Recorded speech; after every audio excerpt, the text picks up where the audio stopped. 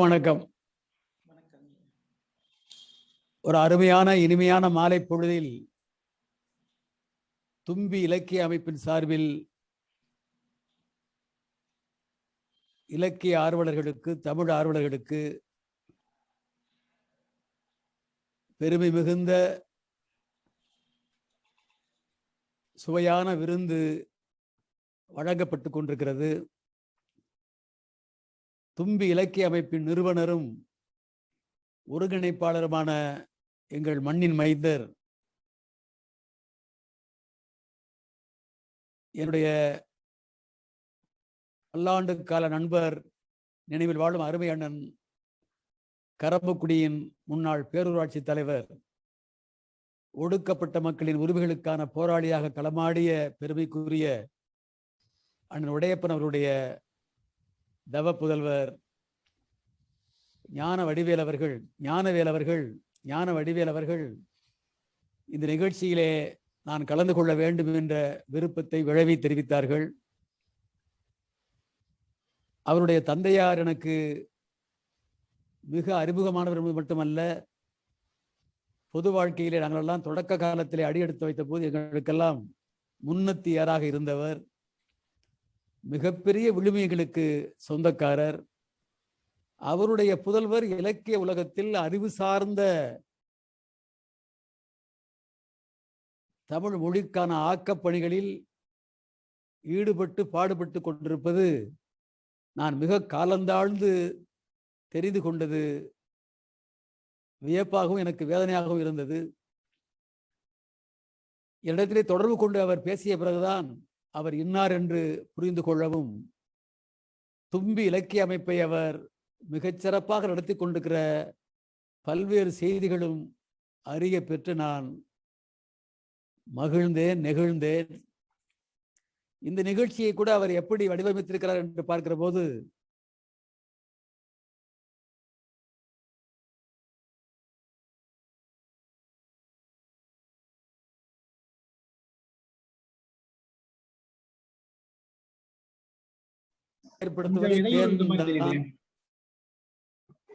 கேட்கலையா? கேக்குதாங்க? கேக்குதுங்களா? கேக்குது நல்லா கேக்குது, பேசுங்க. தும்பிக்கும் மலருக்கும் இணைப்பு ஏற்படுத்துவதே தேர்ந்தான்.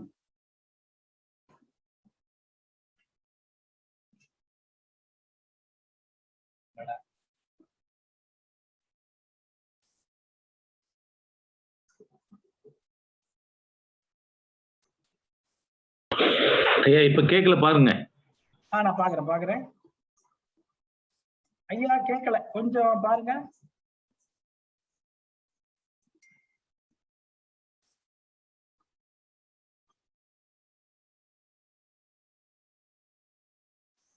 கொஞ்சம் பொறுமையா இருக்கும், அது டிஸ்கனெக்ட் ஆயிருக்கு, வரட்டும்.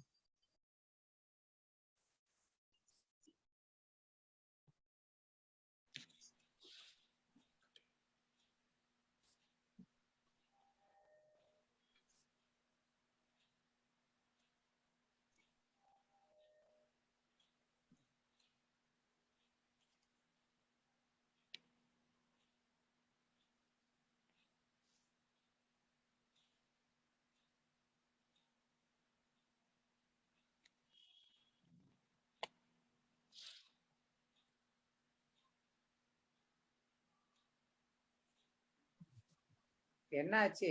கேட்கவே இல்லை.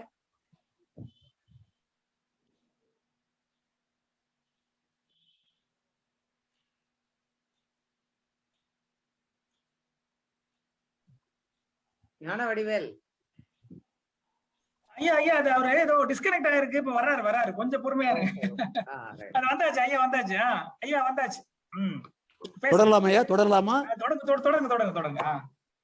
இந்த ஒரு அருமையான அமைப்பு, தும்பி இலக்கிய அமைப்பு, இணைப்புரையை தேன்மொழி என்று பொறுப்பு வழங்கி வரவேற்புரையை சீனி ரவி பாரதியை வழங்க வைத்திருக்கிற இந்த முறையே மகிழ்ச்சியாக இருக்கிறது. குடும்ப விளக்கிலே புரட்சி கவிஞர் எழுதுவார், அந்த குடும்ப தலைவி உணவுண்ண சென்றாள், அப்பம் உண்டனள், சீனியோடு தணல் நிற மாம்பழத்தில் தமிழிகர் சுவையை கண்டார் என்று சொல்வார். வெறும் மாம்பழத்துல தமிழிகர் சுவையை காணலையாம். தமிழுக்கான சுவைக்கு ஒப்புமை சொல்ல மாம்பழத்துக்கு தகுதி போதாது, கொஞ்சம் சீனி சேர்த்தாதான் தமிழுக்கு ஓரளவு ஓமை சொல்ல பொருத்தமாக இருக்கும் என்று கருதிய புரட்சி கவிஞர் உணவு உண்ணச் சென்றால் அப்பம் உண்டனள் சீனியோடு தணல் நிற மாம்பழத்தில் தமிழிகர் சுவையை கண்டாள் என்று சொல்வார் அற்புதமாக. எனவே இங்கே வரவேற்புரையை சீனி ரவி பாரதி நிகழ்த்தி இருப்பது பொருத்தமாக இருக்கிறது. நம்முடைய தேன்மொழி அவர்கள் இணைப்புரை ஆற்றியிருப்பது தும்பிக்கு மலருக்கு இணைப்பு ஏற்படுத்துவதே தேன் தான் என்பதை எடுத்துச் சொல்வதாக அமைந்திருக்கிறது. ஞாயிறு போற்றுதும் என்று இளங்கோவடிகள் சொல்வதை போல இங்கே நம்முடைய ஞாயிறு ராமசாமி அவர்கள் மிக இனிய குரலிலே தமிழ் வாழ்த்து பொழிந்திருக்கிறார். செந்தமிழ் தேன் தொடர் உரையாக கடந்த முறை இந்த உரையை கேட்கிற வாய்ப்பெல்லாம் நமக்கு இல்லையே என்று ஏக்கப்படுகிற அளவுக்கு நம்முடைய பெரும்புலவர் ஐயா தட்சிணாமூர்த்தி அவர்கள் கம்பனிலே நுழைந்து திருக்குறளிலே தொடர்ந்து தேவாரம், திருவாசகம், திருப்பாவை, திருவெம்பாவை என்றெல்லாம் சுற்றி வந்து கிடைத்த நேரத்துக்குள்ளாக பழச்சாற்றினை போல பல நல்ல கருத்துக்களை இங்கே தொகுத்து வழங்கினார்கள். நம்பியை காண நங்கைக்கு 1000 நயன வேண்டும் என்று சொன்ன கம்பன் சீதையாகிய கொம்பினை காண மட்டும் ஒவ்வொருவருக்கும் 1000 கண்கள் வேண்டும் என்று ஏன் சொன்னார் என்று அகச்சான்றுகளோடு அவர் ஆய்ந்து தோய்ந்து அணுகி நுணுகி தமிழிலே ஆழங்கால் பட்டவர் என்பதை மெய்ப்பித்தார்.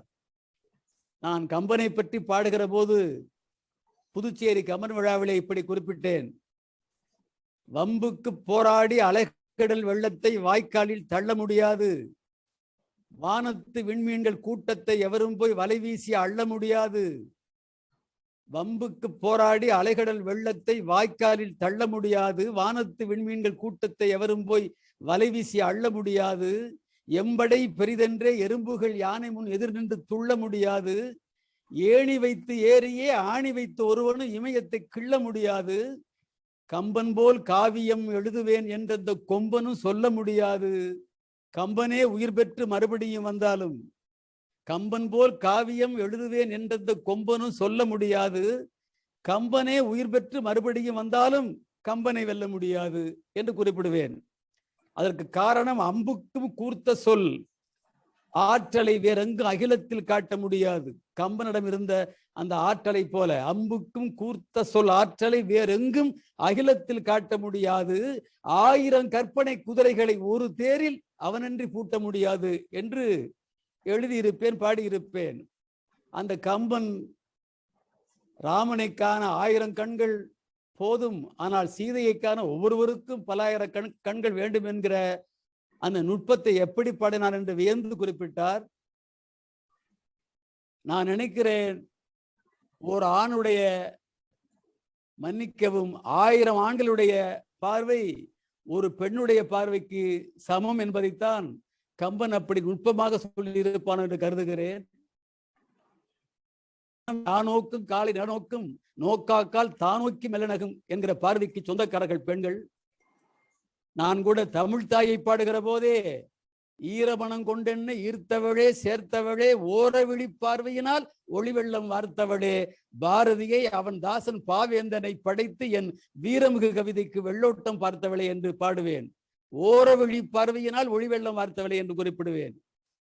ஏன், புரட்சி கவிஞர் பாரதிதாசன் கூட கண்ணகி புரட்சி காப்பியத்தை வடிக்கிற போது மாதவியின் ஆடலை காண சென்ற கோவலன் அவளுடைய அழகிலே மனதை பறிகொடுத்து அரங்கத்தை விட்டு வெளியே சென்ற மாதவிக்கு பின்னாலேயே அவன் சென்றதாகவும், தொடர்ந்து அவளையே பார்த்து கொண்டு அவருடைய அழகையே துய்த்து கொண்டிருந்த கோவலனை கடைக்கணால் மட்டும் பார்த்து காதல் வயப்பட செய்தார் என்கிற செய்தியை மிக அருமையாக குறிப்பிடுவார் புரட்சி கவிஞர்.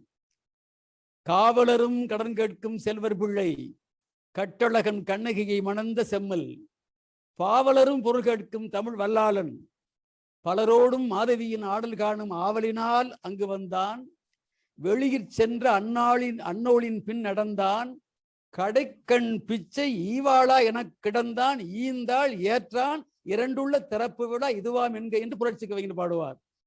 இவன் காலமெல்லாம் மாதவியை பார்த்துக்கிட்டே இருந்தா அழக ரசித்து தன்னை இழந்து கொண்டுதான் என்று குறிப்பிடுகிற புரட்சி கவிஞர் ஒரு பார்வை கடைக்கண்ணால பார்த்தாலாம். அது கடைக்கண் பிச்சை ஈவாளா என கிடந்தான், ஈந்தான், ஏற்றாள் என்பார். அப்படி பெண்கள் கடைக்கண்ணாலே பார்த்தாலே அது கோடி ஆண்களுடைய கண்களுக்கு இணை என்பதைத்தான் கம்பன் நுட்பமாக சொல்லி இருக்கிறார் என கருதுகிறேன். கம்பனும் திருவள்ளுவரும் தமிழுக்கு கதி என்பார்கள் சான்றோர் பெருமக்கள். அப்படி கம்பனை தொட்டு இந்த இலக்கிய தும்பி நிகழ்ச்சியை மிகச்சிறப்பாக நம்முடைய ஐயா தட்சிணாமூர்த்தி அவர்கள் தொடங்கி வைத்திருக்கிறார்கள். பட்டிமன்றம் புரட்சி கவிஞருடைய கவிதைகளை மையப்படுத்தி இருக்கிறது. 20ஆம் நூற்றாண்டின் ஈடு இணையில்லாத கவிஞர் புரட்சி கவிஞர் என்று எவரும் சொல்ல தேவையில்லை. இந்த ஒரு நூற்றாண்டிலே மொழி உணர்ச்சியை, தமிழ் இன உணர்ச்சியை, தன்மானம் என்கிற சுயமரியாதை உணர்ச்சியை பெற்று தமிழனெல்லாம் தலைநிமிர்ந்து நடைபெறுவதற்கு புரட்சி கவிஞருடைய சொற்கள் தான் அடிநாதமாக விளங்கியது என்பதை எவரும் மறுக்க முடியாது, மறைக்க முடியாது. 19வது சித்தன் ஞான முத்து குளித்த முத்தமிழ் புத்தன், இலக்கணம் என்னும் ஏணி அறிந்தவர் மட்டுமே ஏறும் ஒட்டை மாடியாய் இருந்த செந்தமிழ் இலக்கிய வீட்டில் பாமரர் ஏறவும் படிகள் அமைத்து கட்டி கொடுத்த கவிதை கொத்தன் என்று நான் புரட்சி கவிஞரை குறிப்பிடுவது உண்டு. 19வது சித்தன் ஞான முத்து குளித்த முத்தமிழ் புத்தன், இலக்கணம் என்னும் ஏணி அறிந்தவர் மட்டுமே ஏறும் மொட்டை மாடியாய் இருந்த செந்தமிழ் இலக்கிய வீட்டில் பாமரர் ஏறவும் படிகள் அமைத்து கட்டி கொடுத்த கவிதை கொத்தன். அமுத இசை சொல் அருவி பொழிந்து அவன் தமிழை கொட்டினான், பலர் தாளம் கொட்டினார். சுவைசேர் தமிழ் பூன் சொற்கள் தொடுத்து அவன் கவிதை கட்டினான், பலர் கையை கட்டினார். சந்தத்தை முடமாக்கி பல பேர் கீழே சாய்த்து விட்ட நேரத்தில் அவனோ நொண்டி சிந்தெழுதி கவிமகளை நடக்க வைத்தான். தந்தம் என்கிற பெயரில் பல பேர் தமிழை கீழே வீழ்த்திய நேரத்தில், சந்தத்தை முடமாக்கி பல பேர் கீழே சாய்த்து விட்ட நேரத்தில் அவனோ நொண்டி சிந்தெழுதி கவிமகளை நடக்க வைத்தான். தீவடிக்கும் காவடி சிந்து அமைய தீட்டி கந்தக சொல் மழை பெய்தான். கடவுள் பேரால் காவடி எடுப்பவர்கள் பறந்து போனார், மறைந்து போனார். வந்த வழிநடை சிந்து தொடுத்தான், இங்கு வந்த வழி நடைகட்டினார் பகைவர் என்று புரட்சி கவிஞரை பற்றி எழுதுவேன். அவன் உயிரோட்ட கவிதையால் உணர்ச்சி கிளப்பினான், தாலாட்டு பாட்டிலும் தமிழை எழுப்பினான் என்று ஒரு முறை பாடினேன். தாலாட்டு பாட்டு, ஆண் குழந்தை தாலாட்டாக இருந்தாலும் சரி, பெண் குழந்தை தாலாட்டாக இருந்தாலும் சரி, அந்த பெண்ணுலகே விழிப்படைகிற அளவுக்கு தாலாட்டு பாட்டிலும் தமிழை எழுப்பினான் என்று பாடினேன். கழுத்து பிடரி சிலிர்க்க நிமிர்ந்தான் கண்களில் அனல் தேக்கி, கழுத்து பிடரி சிலிர்க்க நிமிர்ந்தான் கண்களில் அனல் தேக்கி, இங்கு கால் வைத்திடுமோ இந்தி என்று எழுந்தான் களத்தில் பகை நோக்கி. எழுத்து வடிவில் நெருப்பை உமிழ்ந்தான் எரிமலை உண்டாக்கி, எழுத்து வடிவில் நெருப்பை உமிழ்ந்தான் எரிமலை உண்டாக்கி, அவன் எடுத்து பிடித்தது எழுதுகோல் அல்ல எந்திர துப்பாக்கி என்று பாடினேன். அப்படி எழுதுகோலையே எந்திர துப்பாக்கியாக பிடித்து கந்தக சொற்களை வழங்கி தமிழுக்கும் தமிழ் மண்ணுக்கும் ஏற்றம் கொடுத்த ஒரு மிகப்பெரிய சமுதாய மாற்றம் கொடுத்த புரட்சி கவிஞனை பற்றி அருமையான மாலை பொழுதில் பொதிகை மலை விட்டெழுந்து சந்தனத்தின் புதுமணத்தில் தோய்ந்து பூந்து ஆதுவாரி நதி தழுவி அருவியின் தோல் உந்தி தெற்கு நன்முத்து கடலலையின் உச்சிதோறும் சதிராடி மூங்கிலே பண் எழுப்பி தாழையெல்லாம் மணல் கத்தி சுழற்ற வைத்து முதிர்தங்கின் இளம்பாலை முகன் சுவைத்து முத்துதிர்த்து தமிழகத்தின் வீதி நோக்கி அந்தியிலே இளமுல்லை சிலிர்க்க சென்னல் அடிதொடரும் மடைப்புணலும் சிலிர்க்க என்றன் சிந்தை உடல் அணு ஒவ்வொன்றும் சிலிர்க்க செல்வம் ஒன்று வரும் அதன் பேர் தென்றல் காற்று என்று குறிப்பிடுவானே. அந்த நறுந்தென்றல் நம்மையெல்லாம் தொட்டு வருடும் இந்த மாலை பொழுதில் புரட்சி கவிஞர் கவிதைகளிலே பழிச்சிடுவது மொழி ஏற்றமே, சமூக மாற்றமே, இயற்கை தோற்றமே என்கிற 3 தலைப்புகளிலே ஒரு பட்டி மண்டபத்தை அமைத்து கொடுத்திருக்கிறீர்கள். 3மே சரி நிகரான போட்டிக்குரிய தலைப்புகள். எவர் தங்கள் வல்லமையான வழக்காடுதலால் வெற்றி பெறப் போகிறார்கள் என்று அவர்கள் பேசி முடிக்கிற வரை எனக்கே தெரியாது. ஏனென்றால் 3 தலைப்புகளை ஒட்டியும் புரட்சி கவிஞர் எழுதி குவித்த கவிதை வரிகள் ஏராளம் ஏராளம். மொழி ஏற்றத்தை சொல்ல வேண்டியதே இல்லை. தமிழ் எங்கள் தமிழுக்கும் அமுதென்று பேர். அந்த தமிழ் இன்ப தமிழ் எங்கள் உயிருக்கு நேரென்று எழுதியவர் புரட்சி கவிஞர். சமூக மாற்றம் புரட்சி கவிஞருடைய வரிகளெல்லாம் இன்றைக்கும் உருவாகி இருக்கிற சமூக நீதி போராட்டத்தின் வெற்றிக்கெல்லாம் களத்திலே போர் கருவியாக இருந்த வரிகள். இருட்டறையில் உள்ளதடா உலகம், சாதி இருக்கின்றது என்பானும் இருக்கின்றானே என்று எழுதியவர் புரட்சி கவிஞர். மருட்டுகின்ற மத தலைவர் வாழ்கின்றாரே, வாயடியும் கையடியும் மறைவதனால் என்று கேட்டவர் புரட்சி கவிஞர். பெண் உரிமைக்காக புரட்சி கவிஞரை போல பாரதிக்கு பிறகு எழுதிய கவிஞன் அவருக்கு நிகரான கவிஞர் இல்லை என்று சொல்கிற அளவுக்கு பெண்ணடிமை தீர் மட்டும் பேசும் திருநாட்டில் மண்ணடிமை தீர்ந்து வருதல் முயற்கொம்பி என்று பாடியவர் புரட்சி கவிஞர். கண்களும் ஒளியும் போல கவிர்மலர் வாசம் போல பெண்களும் ஆண்கள் தாமும் பெருந்தமிழ் நாடு தன்னில் தன் கடல் நிகர்த்த அன்பால் சமானத்தரானார் என்ற பண் வந்து காதிற்பாய பருகு நாடு எந்த நாளோ என்று பெண்களை பற்றி பாடியவர். இயற்கையை பற்றி சொல்ல வேண்டியதே இல்லை. அவருடைய அழகின் சிரிப்புக்கு முன்னால், அவர் எழுதுவதற்கு முன்னால், அழகின் சிரிப்பு நூல் வெளிவருவதற்கு முன்னால், அழகின் சிரிப்பிலே இருக்கிற ஒவ்வொரு ஓவி நயத்தையும் இந்த இலக்கிய உலகம் படித்து துய்ப்பதற்கு முதல் நொடி வரையில் இயற்கை பற்றி எழுதுவதற்கு கீட்ஸ் வேண்டும், செல்லி வேண்டும், அவர்களுக்கு நிகரான கவிகள் உலகத்தில் இல்லை என்று சொல்லிக் கொண்டவர்களெல்லாம் புரட்சி கவிஞனுடைய வீட்டு வாசலிலே வந்து தவங்கிடந்தாலும் இன்னொரு அழகின் சிரிப்பை எவராலும் படைக்க முடியாது சொல்கிற அளவுக்கு அழகின் சிரிப்பை படைத்தவர். அருவிகள் வைரத்தொங்கல், அடர்கொடி பச்சைப்பட்டே, குருவிகள் தங்க கட்டி, குளிர்மலர் மணியின் குப்பை என்று எந்த கவிஞனும் எழுத முடியாது. இப்படி இயற்கையை பற்றி எழுதியவர். எந்த தலைப்புக்குள்ளே போனாலும் இந்த தலைப்பு தான் மேலோங்கி இருக்கிறது என்று சொல்கிற அளவுக்கு புரட்சி கவிஞர் நிறைய வாய்ப்பை இங்கே வாதாட வந்திருக்கிற, வழக்காட வந்திருக்கிற சான்றோர் பெருமக்களுக்கு வழங்கி இருக்கிறார். தும்பி இலக்கிய அமைப்பின் மூலமாக தமிழ் தொண்டுளம் புரிந்து கொண்டிருக்கிற தோழர்கள் என்னை நம்பி நல்ல தீர்ப்பு வழங்குவேன் என்று நடுவர் பொறுப்பை வழங்கி இருக்கிறார்கள். அந்த நம்பிக்கை தாங்களும் பெற்று இங்கே வழக்காட வந்திருக்கிற நாவலர்கள், பாவலர்கள், தமிழ் காவலர்கள் அனைவருக்கும் என்னுடைய வணக்கத்தை தெரிவித்துக் கொள்கின்றேன். நம்முடைய சீனி ரவி பாரதி அவர்களும் அதை தொடர்ந்து அன்பிற்கினிய உடன்பிறப்பு தேன்மொழி அவர்களும் பட்டி மண்டபத்திலே பாங்கறிந்து உரையாட வழக்காட வந்திருக்கிற சான்றோர் பெருமக்களை பற்றியெல்லாம் அவர்களின் அருமை பெருமைகளை, அறிவார்ந்த தகுதிகளை எல்லாம் இங்கே எடுத்து சொல்லி இருக்கிறார்கள். நானும் அதை சொல்ல வேண்டி அவசியமில்லை என்று கருதுகிறேன், நேரங்கருதி. புரட்சி கவிஞருடைய இந்த 3 தலைப்புகளுக்கு உள்ளேயும் நான் மேலோட்டமாக ஒரு நுழைவாயிலை போல சில கருத்துக்களை, சில வரிகளை அள்ளி தெளித்திருக்கிறேனே தவிர நான் இன்னும் புரட்சி கவிஞருக்குள் நுழையவில்லை.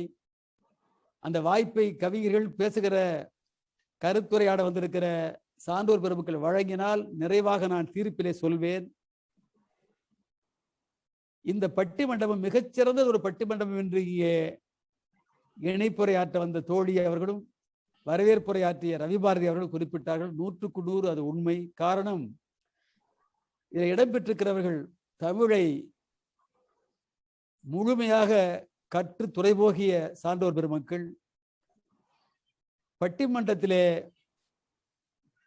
தொடர்ந்து பேசி அறிவு தழும்பி ஏறியவர்கள், கவிஞர்கள், நுண்மான் நுழைவுளமிக்க ஆண்டோர்கள். எனவே அவர்கள் தும்பி இலக்கிய அமைப்பு வழங்கி இருக்கிற குறித்த நேரத்துக்குள்ளாக தங்கள் கடமையை இங்கே நிறைவேற்றுவார்கள் என்கிற நம்பிக்கை ஞான வடிவேலர்களுக்கு உண்டு, எனக்கு உண்டு. அந்த வகையில் நேரடியாக நாம் இப்பொழுது பட்டி மண்டபத்துக்குள்ளே செல்ல இருக்கிறோம். பாவேந்தருடைய கவிதைகளில், பாடல்களில் பழிச்சிடுவது மொழி ஏற்றமே, இல்லை இல்லை சமூக மாற்றமே, அப்படியெல்லாம் இல்லை, இயற்கை தோற்றமே என்று 3 வகையான அணிகளிலே இன்றைக்கு கருத்து மோதல்கள் இங்கே உருவாக இருக்கிறது. முதல் அணியாக நான் சமூக மாற்றத்தை அழைக்கலாம் என்று கருதுகிறேன். இப்பொழுது சமூக மாற்றம் மிக மிக தேவையான ஒன்றாக கருதப்படுகிறது. மொழி உணர்ச்சி ஓரளவு வந்துவிட்டாலும் கூட இயற்கை தோற்றத்தை தூய்க்கிற உணர்வு மனிதர்களாக பிறந்த அனைவருக்கும் உண்டு என்கிற அந்த அடிப்படையில் சமூக மாற்றத்திற்கு முன்னுரிமை கொடுத்து பாவேந்தர் பாடல்களில் பழிச்சிடுவது சமூக மாற்றமே என்கிற அணிக்கு தலைமை தாங்குகிற என்னரும் சகோதரியார் கவிதாயினி உமா மகேஸ்வரி அவர்கள் அழைக்க இருக்கிறேன். கோவை உமா மகேஸ்வரி அவர்களை அறிமுகப்படுத்துவது என்பது அது வங்கக்கடலுக்கு வானொலியிலே விளம்பரம் செய்வது போல் ஆகிவிடும். கோவை உமா மகேஸ்வரி அவர்களை நான் நீண்ட நாட்களாக அறிவேன். கோவை உலக தமிழ் செம்மொழி மாநாட்டிலே அவர் கலந்து கொண்டு கவிதை படைத்தவர். முத்தமிழ் அறிஞர் தலைவர் கலைஞருடைய பிறந்தநாள் விழாக்களிலும் கலந்து கொண்டவர். இன்னும் கூட சரியாக சொல்ல வேண்டுமையானால் கலைஞருடைய அன்பை பெற்றவர். இன்றைய தமிழ்நாட்டினுடைய முதல்வர் வணக்கத்திற்குரிய மாண்புமிகு தளபதி அவருடைய அன்பையும் பெற்றவர். இவருடைய கவிதையை கேட்கிற வாய்ப்பை அவர்களெல்லாம் பெற்ற காரணத்தால் நான் பெரிதும் போற்றி மதிக்கிற மாதர்குல தியாகமாக மகளிர் குல மாணிக்கமாக விளங்குகிற இலக்கிய உலகிலே ஞான செருக்கோடு நடைபெறுகிற அருமை சகோதரியார் நம்முடைய கோவை உமா மகேஸ்வரி அவர்களை பாவேந்தர் பாடல்களில் பழிச்சிடுவது சமூக மாற்றமே என்கிற அணிக்கு தலைமை தாங்கி வழக்காட அழைக்கிறேன். நேற்றைக்குத்தான் நண்பர்களே, தோழர்களே, இந்திய நாட்டினுடைய முதல் பெண் மருத்துவர், முதல் சட்டப்பேரவை உறுப்பினர் என்கிற மிகப்பெரிய வரலாற்றுக்கு உரிமையாளரான டாக்டர் முத்துலட்சுமி ரெட்டி அவர்களின் 136வது பிறந்த நாள். எனவே அவரை வணங்கி அந்த வழியிலே இந்த பட்டிமண்டபத்திற்குரிய முதல் உரிமையாக முன்னுரிமையாக நம்முடைய தமிழ் செம்மலாக தேடுகிற கோவை உமா மகேஸ்வரி அவர்களை பாவேந்தர் பாடல்களில் பழிச்சிடுவது சமூக மாற்றமே என்கிற அணிக்கு தலைமை தாங்கி இந்த பட்டிமண்டபத்தை சரியாக சொல்ல வேண்டுமானால் தமிழ் சண்டையை தொடங்கி வைக்க வேண்டுகிறேன். இனிமை தமிழ் மொழி எமது, எமக்கு இன்பம் தரும்படி வாய்த்த நல்ல அமுது, கனியை பிழிந்திட்ட சாறு எங்கள் கதியில் உயர்ந்திட யாம் பெற்ற பேரு என்று பாவேந்தனால் போற்றி புகழப்பட்ட தாய்மொழியாம் தமிழுக்கு என் முதல் வணக்கம். அருமையாக ஒரு நிகழ்ச்சியை ஏற்பாடு செய்து மிகச் சிறப்பாக வண்ண தமிழ் நிகழ்ச்சிகளை தொடர்ந்து நடத்தி வருகின்ற தும்பி தமிழ் இலக்கிய அமைப்பிற்கு என் தலைதாழ்ந்த வணக்கத்தை தெரிவித்துக் கொள்கின்றேன். இந்த நிகழ்விலே வரவேற்புரை நல்கியும் இணைப்புரை வழங்கியும் இந்த நிகழ்விலே கம்பராமாயணத்தினுடைய அருமையான ஒரு சொற்றொடரை எடுத்து மிக சிறப்பாக உரை நிகழ்த்திய பேரறிஞர் அவர்களுக்கும், இந்த நிகழ்விலே கலந்து கொண்டிருக்கிற அத்தனை பெருமக்களுக்கும், அன்பு சகோதரர் ஞானவடிவேல் அவர்களுக்கும், மதிப்பிற்குரிய பெருமகனார் KGR அவர்களுக்கும் என்னுடைய கோவையில் பூத்த பருத்தி மலர்களை சமர்ப்பித்து என்னுடைய வணக்கத்தையும் நன்றியையும் தெரிவித்துக் கொள்ள கடமைப்பட்டிருக்கின்றேன். மிக சிறப்பாக இந்த பட்டிமன்றத்திலே கலந்து கொள்வது என்பது ஒரு மிகுந்த பெருமை வாய்ந்ததாக நான் உணர்கிறேன். ஏன் இந்த பட்டிமன்றத்தில் இணைய வழியில் கலந்து கொள்வதில் நான் மிகுந்த மகிழ்ச்சி அடைகிறேன் என்று சொன்னால், மேடைகளில் நான் சந்தித்த மேடைகளில் அவர் கவிதை மழை பொழிகிற போது அந்த கவிதை மழையில் குளிர குளிர அந்த கூட்டத்தில் இருக்கிற அத்தனை பேரும் நனைகிற போது அந்த கவிதை மழையை கைகளில் ஏந்தி ஒரு சிறு பிள்ளை போல விளையாட துடிக்கின்ற என்னுடைய மனது அப்படியே தவித்துக் கொண்டிருக்கும். அவருடைய வார்த்தைகளுக்காக நாங்கள் காத்து கொண்டிருப்போம். ஆளுமையோடு மேடையில் ஏறி தமிழை முழங்குகிற போது பேச்செல்லாம் தமிழாக, அந்த தமிழெல்லாம் கவிதையாக, அந்த கவிதையெல்லாம் உயர்வாக, அந்த உயர்வெல்லாம் மொழிக்காகவும் இந்த சமூகத்திற்காகவும் என்று தன்னை அர்ப்பணித்துக் கொண்டிருக்கின்ற மாண்புமிகு நடுவர் அவர்களே, உங்களை நாங்கள் வணங்க கடமைப்பட்டிருக்கிறோம். உங்களுடைய முன்னுரை அது முன்னுரை அல்ல, அது கருத்துரை. அது கருத்துரை அல்ல, அது கவியுரை. அது கவியுரை அல்ல, அது ஆழ்ந்த தமிழ் இலக்கியத்தின் சாரங்களை தன்னுள்ளே கொண்டிருக்கிற தேன் உரையாக நாங்கள் பார்க்கிறோம். உங்கள் தலைமையில் பேசுவதிலே நாங்கள் மிகுந்த மகிழ்ச்சி அடைகிறோம். நீங்கள் முன்னாள் சட்டமன்ற உறுப்பினர், எந்நாளும் தமிழை ஆளுகிற ஆளுநர். அந்த பெருமிதத்தோடு இந்த பட்டிமன்றத்தில் நுழைவதில் நான் மிகுந்த மகிழ்ச்சி அடைகின்றேன். பாவேந்தருடைய பாடல்களில் பளிச்சிடுவது மொழியின் ஏற்றமா சமூக மாற்றமா என்ற தலைப்பு கொடுக்கப்பட்டிருக்கிறது. மொழியை தன் கையில் எடுத்துக்கொண்டு பாவேந்தன் பாரதிதாசன் பாடிய பாடல்கள் எல்லாம் இந்த சமூகத்தை குறித்ததாக இருக்கிறது என்பதைத்தான் அவருடைய பாடல்கள் வரிகளின் வழியாக நான் உணர்ந்து கொண்டே இருக்கிறேன்.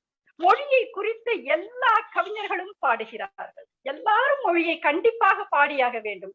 ஏன்னா அந்த மொழியை தான் ஒரு கருவியாக தனக்குள் கை கொண்டு வைத்து அந்த கருவியின் வழியாக சமூக ஏற்றத்தை நோக்கி கவிஞர்கள் காலம் காலமாக சென்று வருகிறார்கள். ஐயன் வள்ளுவர் 1330 குறட்பாக்களை எழுதி உலகத்திற்கு தலைமையேற்ற ஐயன் வள்ளுவன் இந்த மொழியின் பெருமிதத்தை எந்த இடத்திலும் குறிப்பிடவில்லை. அகர முதல எழுத்தெல்லாம் ஆதி பகவன் முதற்றே உலகு என்ற ஒரு குறளில் மட்டும் எழுத்தை குறித்து பேசிய அந்த ஐயன் தன்னுடைய மற்ற அத்தனை குறட்பாக்களிலும் ஒரு மொழியினுடைய பெருமிதத்தை பேசவில்லை.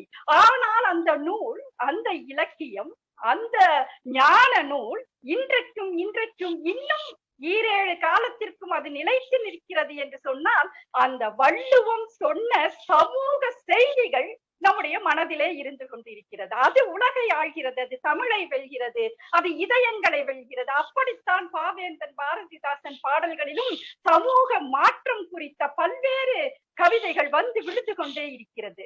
எப்பேற்பட்ட பாவேந்தர்! நான் அவரை அறிமுகப்படுத்த முடியுமா? என்னுடைய சிற்றறிவுக்கு நான் அவரை அறிமுகப்படுத்த முடியாது.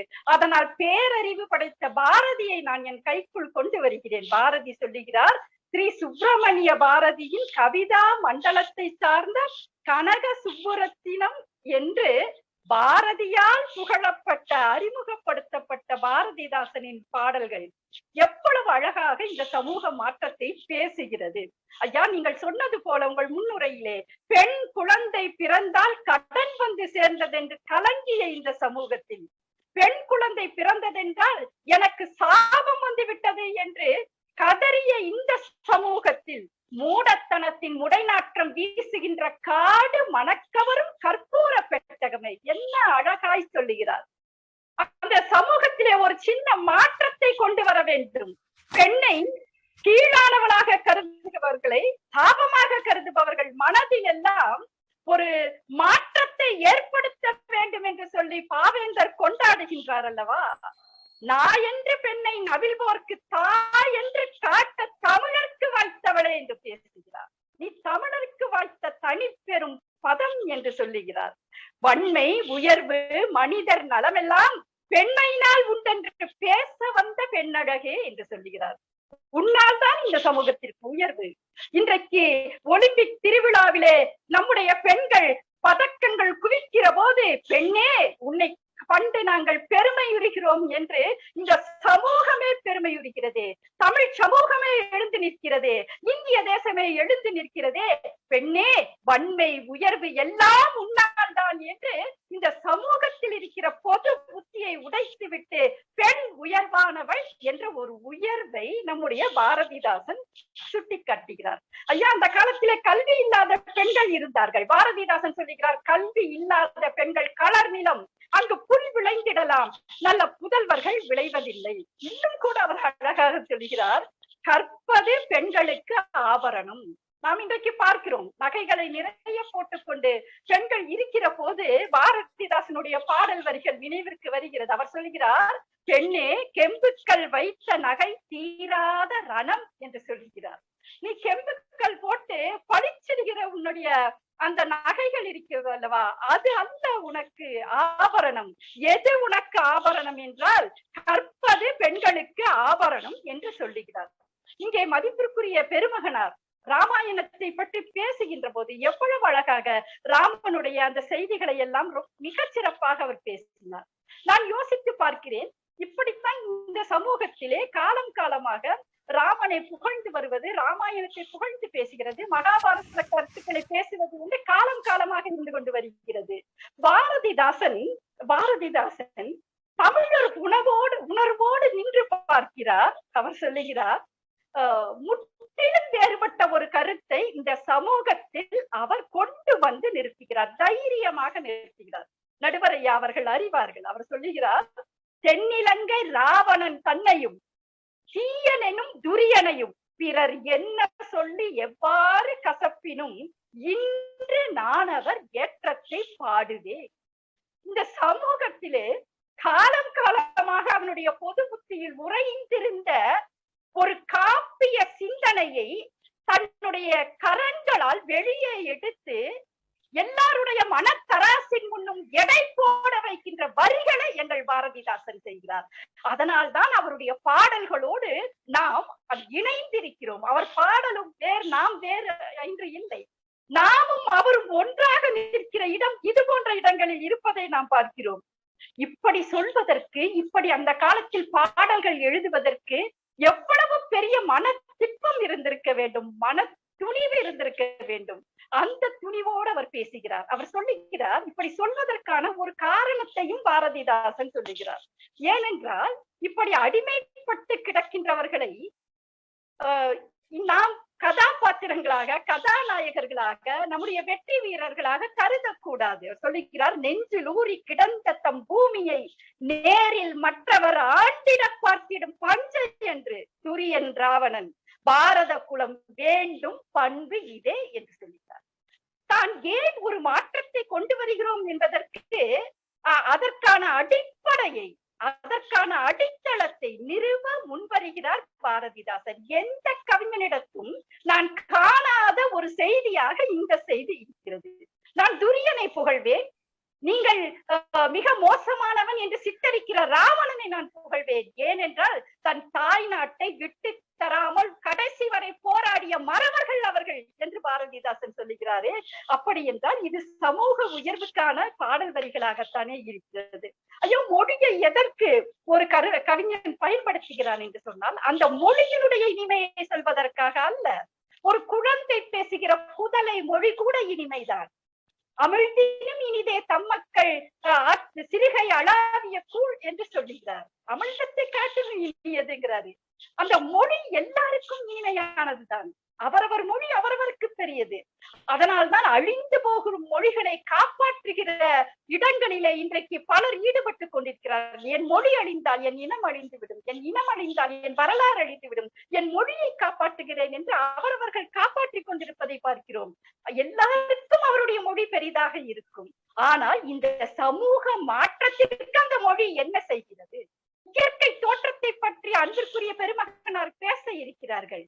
இயற்கை தோற்றத்தை பாரதிதாசன் பாடவில்லையா? எவ்வளவு பாடி இருக்கிறார். ஆனால் அந்த பாடலில் அவர் என்ன செய்தியை வைக்கிறார் என்பதுதான் முக்கியமாக இருக்கிறது.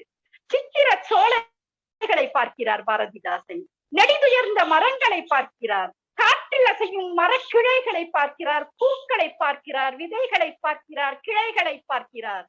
அப்படி பார்த்து விட்டு அவர் சொல்லுகிறார், சித்திர சோலைகளே உமை நன்கு திருத்த இப்பாரினிலே எத்தனை தோழர்கள் ரத்தம் சொரிந்தனரோ உன் வேரினிலே என்று பேசுகிறார். ஐயா, மொழி அழகு இருக்கிறது அந்த பாடலில். அந்த பாடலில் ரசிக்கத்தக்க கவித்துவம் இருக்கிறது. ஆனால் அது ஒரு உயிர் நாடியாக தொழிலாளன் தான் இத்தனையும் செய்திருக்கிறான் என்று சொல்லுகிற ஒரு சமூக செய்தி இருக்கிறது அல்லவா? இந்த செய்தி தான் உலகத்திற்கு தேவையான செய்தி. தொழிலாளனை மனிதனாகவே கருதாத இந்த சமூகத்தில், தொழிலாளருக்கான வாய்ப்புகளை தராத இந்த சமூகத்தில் அவர் சொல்லுகிறார், சித்திர சோலைகளே உமை நன்கு திருத்த இப்பாரினிலே முன்னர் எத்தனை தோழர்கள் ரத்தம் சொரிந்தனரோ உன் வேரினிலே என்று பேசுகிற போது அந்த தொழிலாளியை தூக்கி வைத்து கொண்டாடுகின்ற ஒரு மனப்பாங்கு நமக்கு வருகிறது. அது மட்டுமா? அவர் சொல்லுகிறார், காண்பதெல்லாம் தொழிலாளி செய்தான், அவன் காணத் தகுந்தது வறுமையாம், அவன் பூணத் தகுந்தது பொறுமையாம். எவ்வளவு பெரிய செய்தியை கொண்டு வந்து பாரதிதாசன் அவர்கள் கொண்டு வந்து வைக்கிறார் நம் கண் முன்னால். யாராலும் பார்க்கப்படாத தொழிலாளியை, யாராலும் அங்கீகரிக்கப்படாத ஒரு தொழிலாளியை, உடல் உழைப்பு தொழிலாளியை. அன்பிற்குரிய பெருமக்களே, மூளை உழைப்பாளிகளை இந்த உலகம் கொண்டாடுகிறது, உடல் உழைப்பு தொழிலாளிகளை இந்த உலகம் கொண்டாடுவதில்லை. ஆனால் என்னுடைய பாரதிதாசன், நம்முடைய பாரதிதாசன் அந்த தொழிலாளிகளை கொண்டு வந்து நம் முன்னால் நிறுத்துகிறார். இந்த தொழிலாளி சமூகத்திற்கு ஒரு மாற்றம் வேண்டும் என்று அவர் தன்னுடைய செய்தியை முன்வைக்கிறார். அருமையாக பாரதிதாசன் ஐயா அவர்கள் எழுதிய ஒரு கவிதையிலே மாவழி செலவு என்று ஒரு கவிதை. மகாபலிபுரத்திற்கு அவர் போகிறார். போகிற வழியிலே படகிலே போகிற போது அந்த அழகை அவர் ரசிக்கிறார். அந்த மொழியிலே தன்னுடைய மொழியினால் அந்த அழகை கொண்டு வருகிறார் அவர். ஆனால் அந்த மனிதனுக்குள், அந்த கவிஞனுக்குள், அந்த படைப்பாளனுக்குள் போகிற வழியிலே ஒரு மன துயரம் ஏற்படுகிறது. பாரதிதாசன் சொல்லுகிறார், அந்த மன துயரம் எதனால் என்றால், நான் படகிலே போய் கொண்டிருக்கிறேன், இயற்கையை ரசிக்கிறேன். இயற்கையின் தோற்றம் என்று பேச இருக்கிற பெருமக்களாருக்கு தெரியும். இயற்கையை அவர் ரசிக்கிறார், அந்த நேரத்தினுடைய அழகை ரசிக்கிறார். ஆனால் அங்கே அந்த படகை, அந்த தோணியை ஒருவன் முதுகை வளைத்து இழுத்துக் கொண்டிருக்கிறான்.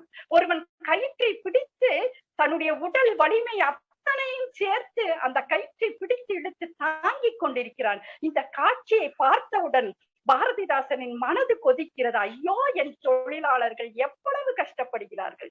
காண்பதெல்லாம் தொழிலாளி சமைத்தான், அவன் காணத் தகுந்தது வறுமையா, அவன் பூணத் தகுந்தது பொறுமையா என்ற வரிகள் அவருக்குள்ளிருந்து வெளிப்பட்டு கிளம்புகிறது என்று சொன்னால், இந்த சமூக மாற்றத்திற்கான சிந்தனையைத்தானே ஒரு கவிஞன் தன்னுடைய பாடல்களில் கொண்டு வர முடியும், கொண்டு வர வேண்டும். அதைத்தான் மகாகவி பாரதி உட்பட, பாரதிதாசன் உட்பட அத்தனை பேரும் செய்திருப்பதை நாம் பார்க்கிறோம். எல்லா இடங்களிலும் பாரதிதாசனுடைய கவிதைகள் பலவற்றை பார்க்கிறோம். கோரிக்கையற்று கிடக்குதன்னே இங்கு வேறு பழுத்த பலா என்று கைமை பெண்களுக்காக அவர் பேசுகிறார். அந்த காலத்திலே சின்ன சிறு வயதிலேயே குழந்தைகளுக்கு திருமணம் செய்து விடுகிறார்கள். கணவனை எப்படி அணுகுவது என்றே தெரியாத ஒரு மனோநிலையில் அந்த பிள்ளைகள் துடித்துக் கொண்டிருக்கின்ற போது பாரதிதாசன் ஒரு அறச்சீற்றத்தோடு பேசுகிறார். மண்ணாய் போக, மண்ணாய் போக, எது பொருந்தா மனம் மண்ணாய் போக, சமூக சட்டமே, சமூக வாழ்க்கையே நீங்கள், அவர் சொல்றாரு, சமூக சட்டத்தை சாடுகிறார், சமூக வழக்கை சாடுகிறார். அதோடு மட்டும் நிற்கவில்லை, நம்மை சாடுகிறார். ஏனென்றால் இந்த சமூக சட்டத்தையும் சமூக வழக்கத்தையும் நீங்கள் மாற்றாமல் இருக்கிறீர்களே, அதனால் உங்களை நான் சாடுகிறேன் என்று சொல்லிவிட்டு கடைசியில் சொல்லுகிறார், சமூக சட்டமே, சமூக வழக்கமே நீங்கள் மக்கள் அனைவரும் மண்ணாய் போக என்று ஒரு கவிஞன் அறச்சீற்றத்தோடு பேசுகிறார் என்று சொன்னால், அந்த கவிஞனுக்குள் இந்த சமூகம் பற்றி எவ்வளவு கருத்துக்கள் பொதிந்திருக்கிறது, இந்த சமூகத்தை அவர் எப்படி தூக்கி சுமந்து கொண்டிருக்கிறார் என்று நான் நினைக்கிறேன். எல்லா கவிஞர்களும் இந்த சமூகத்திற்காக பாடல்களை எழுதி கொண்டே இருக்கின்ற கவிஞர்களாகத்தான் இருக்கிறார்கள். அவர்கள் மாறுபட்ட கருத்தை சொல்லக்கூடும், ஆனால் அந்த மாறுபட்ட கருத்தும் இந்த சமூகத்திற்கான கருத்தாகத்தான் இருக்க முடியும். பாரதிதாசன் எல்லா இடங்களிலும், எல்லா கலைகளின் அனைத்து தளங்களிலும் தன் பாதங்களை பதித்தவர். அதனாலதான் அவருக்கு ஒவ்வொரு இடத்திலே வருகின்ற அந்த கோபம் இருக்கிறது பாருங்கள். தமிழர்கள் திரைப்படம் எடுக்கிறார்களே, இது திரைப்படமா என்ற கேள்வியை முதலில் வைத்தவர் எங்கள் பாரதிதாசனார். அதனால்தான் அவரை நாங்கள் கொண்டாடுகிறோம். அவர் சொல்லுகிறார், என் தமிழர் படம் எடுக்க ஆரம்பம் செய்தார்கள், எடுத்தார்கள் 1, 2, 10, 100ஆக, ஒன்றேனும் தமிழர் நடை உடை பாவனையில் உள்ளதாய் அமையவில்லை.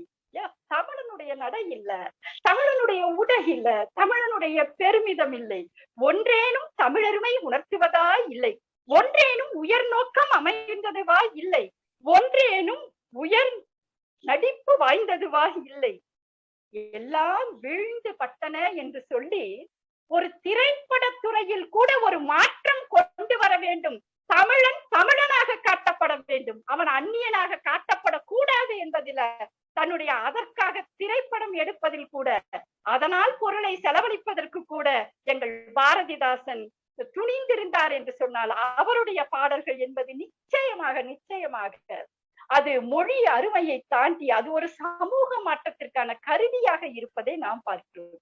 ஒரு கவிஞனுடைய சுயசரிதை என்பது அவனுடைய ஒரு சுயசரிதை என்பது அவனது கவிதைகள் மட்டும்தான் என்று ஒரு சைபீரிய கவிஞர் சொல்கிறார். ஒரு கவிஞனின் சுயசரிதை எது என்று கேட்டால் அவனுடைய கவிதை மட்டும்தான். அப்பொழுது மற்றதெல்லாம் வெறும் அடிக்குறிப்பு என்று சொல்லுகிறான். நான் எங்கள் பாரதிதாசனை, நம்முடைய பாரதிதாசனை எடுத்துக்கொண்டு பார்க்கிறேன். அவருடைய கவிதையே அவருடைய வாழ்க்கையாக இருக்கிறது. அந்த வாழ்க்கை இந்த சமூக மாற்றத்திற்காக உழைக்கிறது. அதனால்தான் ஒரு அறச்சீற்றத்தோடு, ஒரு சினத்தோடு, ஒரு கோபத்தோடு அவருடைய கவிதைகள் வெட்டிப்புற கிளம்பி வருவதை நாம் பார்க்கிறோம். பெண்கள் எத்தனை குழந்தைகள் பெற்றுக்கொள்ள வேண்டும் என்ற உரிமை இந்த சமூகத்திலே பெண்களுக்கு இல்லை.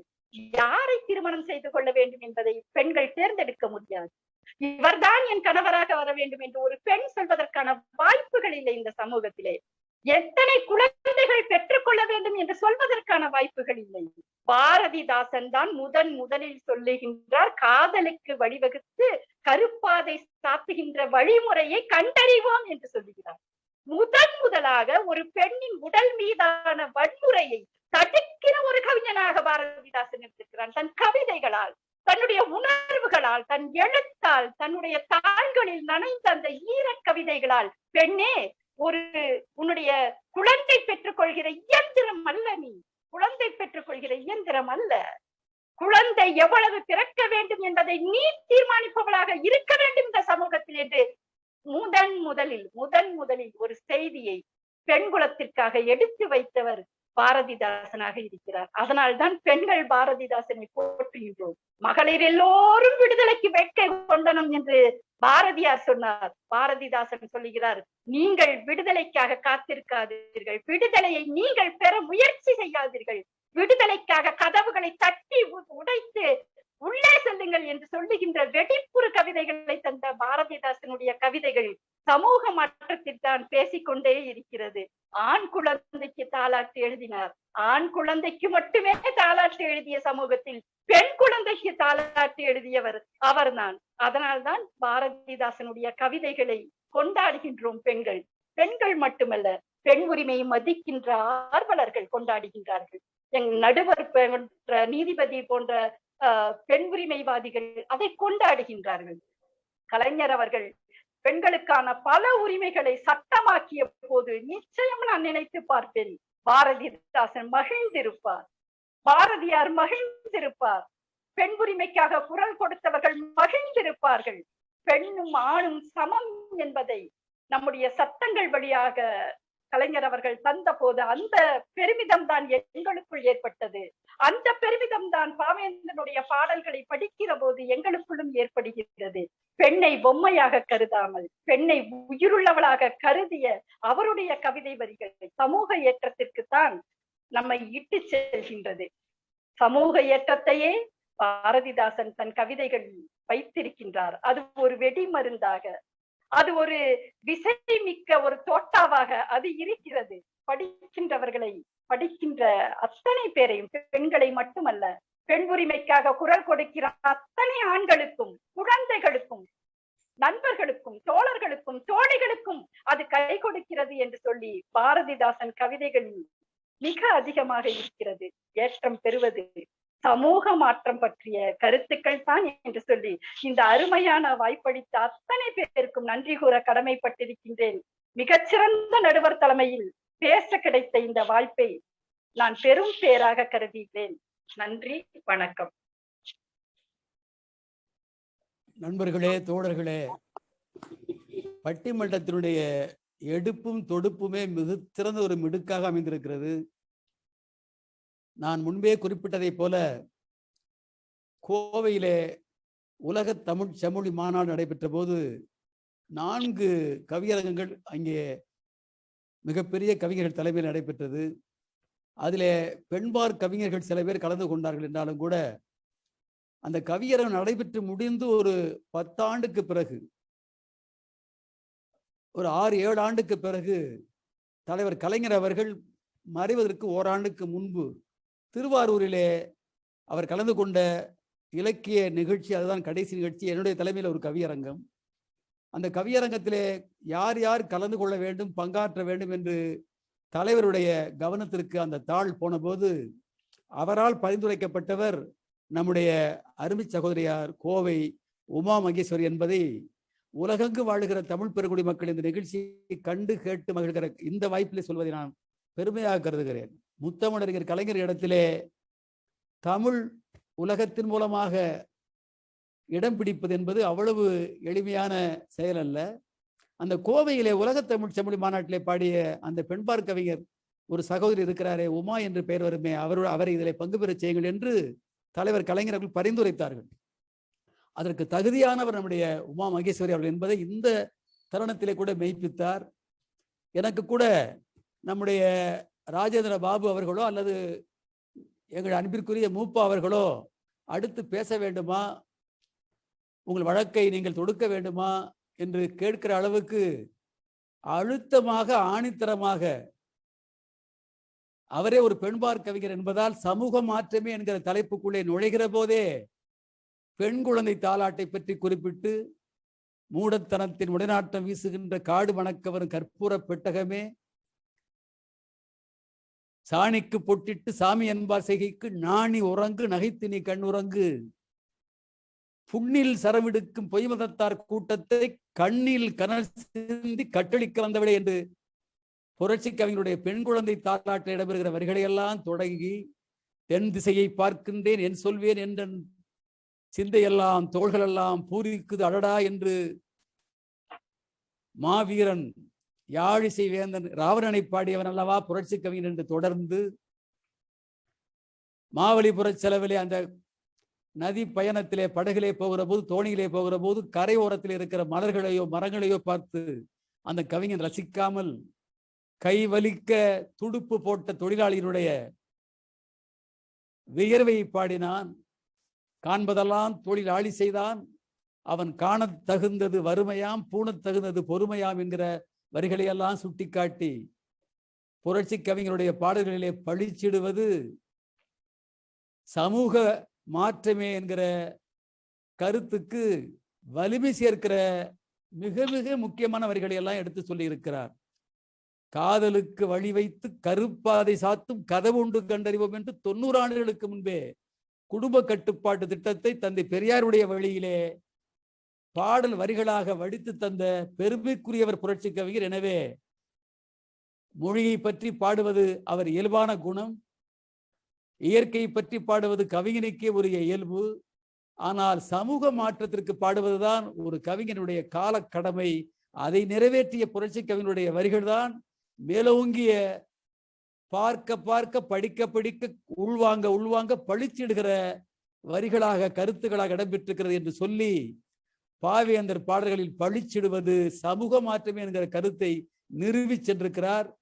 இல்லை இல்லை, இயற்கை தோற்றமே நம்மை எல்லாம் இழுக்க செய்கிறது, ஈர்க்க செய்கிறது, அவர்பால் நம்மை சேர்க்க செய்கிறது என்கிற அணியிலே வாதாடுவதற்கு வழக்காடுவதற்கு இந்திய மாநில வங்கியினுடைய ஓய்வு பெற்ற துணை மேலாளர், விடியலுக்காக விழித்தெழுவோம், மின்னலில் விளக்கேற்றி நட்சத்திர தோரணங்கள் என்றெல்லாம் நூல்களை படைத்தவர், மிகச்சிறந்த தமிழ் அறிஞர், கவிஞர், பெருமதிப்பிற்குரிய ஐயா KG ராஜேந்திர பாபு அவர்கள் இயற்கை தோற்றமே பாவேந்தர் கவிதைகளிலே மேலோங்கி பழிச்சிடுகிறது என்பதை அவருடைய வாத திறமையால் இங்கே வைக்க அன்போடு அழைக்கின்றேன். இந்த அற்புதமான பட்டிமன்றத்திற்கு தமிழ் வாழ்த்து பாடிய ஞாயிறு ராமசாமி அவர்களே, வரவேற்புரை நல்கிய சீனி ரவிபாரதி அவர்களே, இணைப்புரை வழங்கிக் கொண்டிருக்கின்ற கவிநிலா தேன்மொழி அவர்களே, நன்றி உரை ஆற்ற இருக்கின்ற நெல்லை தீபன் அவர்களே, நண்பர்களே, தட்சிணாமூர்த்தி அவர்கள் மிக சிறப்பான வகையில் செந்தமிழ்த்தேன் என்ற தலைப்பில் ஒரு அருமையான உரையை இங்கே ஆற்றியிருக்கிறார். நாமும் கேட்டு மகிழ்ந்திருக்கின்றோம். இந்த பட்டிமன்றத்திற்கு மேனாள் சட்டமன்ற உறுப்பினர் கவிச்சுடர் கவிதை பித்தன் அவர்கள் தலைமை ஏற்றிருப்பது, நடுவர் பொறுப்பை ஏற்றிருப்பது மிகவும் பொருத்தமானது, நமக்கெல்லாம் மகிழ்ச்சிக்குரியதுமாகும். ஏனென்றால் அவர் எழுதிய கவிதைகளை எல்லாம் நான் பத்திரிகையிலே படித்திருக்கின்றேன். அருமையான மரபு கவிதைகளை எழுதக்கூடியவர், மிக சிறந்த சொல்வன்மிக்க கவிதைகளை எழுதக்கூடியவர் என்பதை அவர் இங்கே எடுத்துக்காட்டிய கவிதைகளிலே இருந்தே நாம் தெரிந்து கொண்டிருக்கின்றோம். அப்படிப்பட்ட கவிச்சுடர் அவர்கள் இந்த நிகழ்ச்சிக்கு நடுவர் பொறுப்பேற்று இருப்பது மிகவும் பெருமைக்குரிய ஒன்றாகும். சமூக மாற்றமே என்று பேசிய மிடுக்கான பேச்சாளர் உமா மகேஸ்வரி அவர்களுக்கும், அவரை தொடர்ந்து பேச இருக்கின்ற தமிழ் மணவாளன் அவர்களுக்கும், எனக்கு பின்பு மொழியேற்றமே என்று பேச இருக்கின்ற முனைவர் மூப்பா அவர்களுக்கும், முனைவர் ராஜி சீனிவாசன் அவர்களுக்கும் என்னுடைய வணக்கங்களை தெரிவித்துக் கொள்கிறேன். என்னை ஒட்டி பேச இருக்கின்றார் ஒருவர். அவர் யார் என்று சொன்னால் மருத்துவத்துறை படித்தவர். ஆனால் அவர் நமக்கு அருந்து என கொடுப்பது மருந்து அல்ல, தமிழ் விருந்து. தும்பி என்ற அமைப்பின் மூலமாக நமக்கெல்லாம் தமிழ் விருந்தை வழங்கிக் கொண்டிருக்கின்ற ஞான வடிவேல் அவர்கள் என்னை ஒட்டி பேச இருக்கின்றார். அவருக்கும் என்னுடைய வணக்கங்களையும் நன்றியை நான் தெரிவித்துக் கொள்கிறேன். உமா மகேஸ்வரி அவர்கள் மிக மிடுக்கோடு பேசி இருக்கின்றார்கள். ஏன் என்னமோ மறையுது? நல்லா கேக்குது, நல்லா கேக்குது, பேசுங்க. இல்ல, இங்க ஓடா கிளாஸ் எல்லாம் வருது, என்ன விஷயம்? ஓகே ஓகே,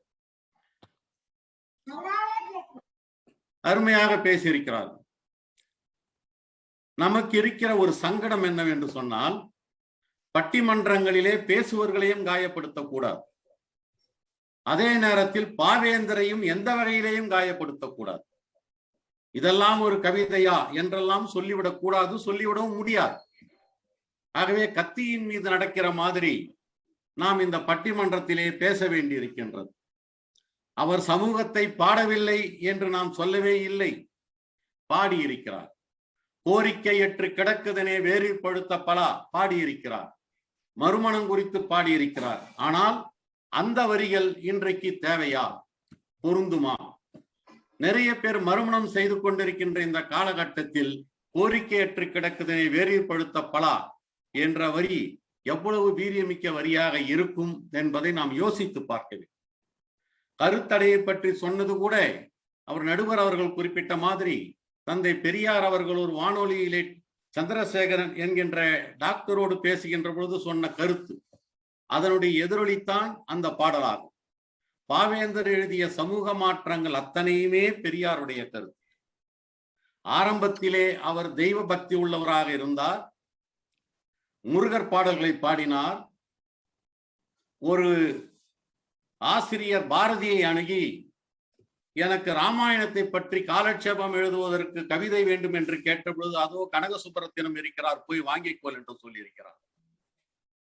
அந்த அளவுக்கு அவர் ராமாயண பாடல்களையும் முருகர் பாடல்களையும் எழுதியவர். குடியரசு பத்திரிகையை படித்த பிறகு தந்தை பெரியாருடைய கொள்கைகளை ஏற்றுக்கொண்ட பிறகு அந்த கொள்கைகளை மிக வலிமையாக, வன்மையாக, மிடுக்காக எழுதி காட்டிய பெருமை பாவேந்தருக்கு உண்டு என்பதை நாம் மறுக்கவில்லை. ஆனால் அவையெல்லாம் பெரியாருடைய கொள்கை. ஆனால் அவர் இயற்கையாக எழுதியிருக்கிறார் பாருங்கள். அது அவருடைய உணர்வுகள், அவருடைய சிந்தனைகள். பாருங்க, தமிழை பத்தி அவர் பாடுறார். திங்களோடும் செழும்பருந்தி தன்னோடும் விண்ணோடும் உடுக்களோடும் மங்கள் கடல் இவற்றோடும் பிறந்த தமிழுடன் பிறந்தோம் நாங்கள்னு சொல்றார் இல்லையா? இந்த தமிழ் எப்படி சொல்றார் பாருங்க. திங்களோடும் செழும்பருதி தன்னோடும் விண்ணோடும் உடுக்களோடும் பிறந்த தமிழ். அந்த தமிழுக்கு என்ன மரியாதை? அது இயற்கையோடு பிறந்தது என்பது மரியாதை. அப்படி பாருங்க, இந்த இயற்கைக்கு எவ்வளவு பெரிய மகிமையை கொடுக்கிறார் பாருங்க. இந்த இயற்கையோடு பிறந்த தமிழ் என்ற இந்த தமிழை பாராட்டி கொண்டிருக்கிறார். நண்பர்களே, பாவேந்தர் நம்முடைய நடுவர் அவர்கள் குறிப்பிட்ட மாதிரி தமிழகத்து வேர்ட்ஸ்வர்த். ஆனால் பாவேந்தருடைய சீடர் வாணிதாசனுக்கு தான் அந்த பெயரை கொடுத்திருக்கிறார். இவர்தான் முதலாக அழகின் சிரிப்பு எழுதினார். அந்த அழகின் சிரிப்பு என்ற வார்த்தையே இதுவரையில் யாரும் சொல்லார். ஒரு புதிய வார்த்தையை அவர் கொடுத்திருக்கிறார். இயற்கையின் அழகையெல்லாம் இலக்கிய அழகாக மாற்றி கொடுத்த பெருமை பாவேந்தருக்குத்தான். பிறந்தே கிடக்கின்ற இயற்கையை பார்ப்பதற்கு மறந்தே கிடக்கின்ற மக்களுக்கு அதை நினைவூட்டிய பெருமை பாவேந்தருக்குத்தான்.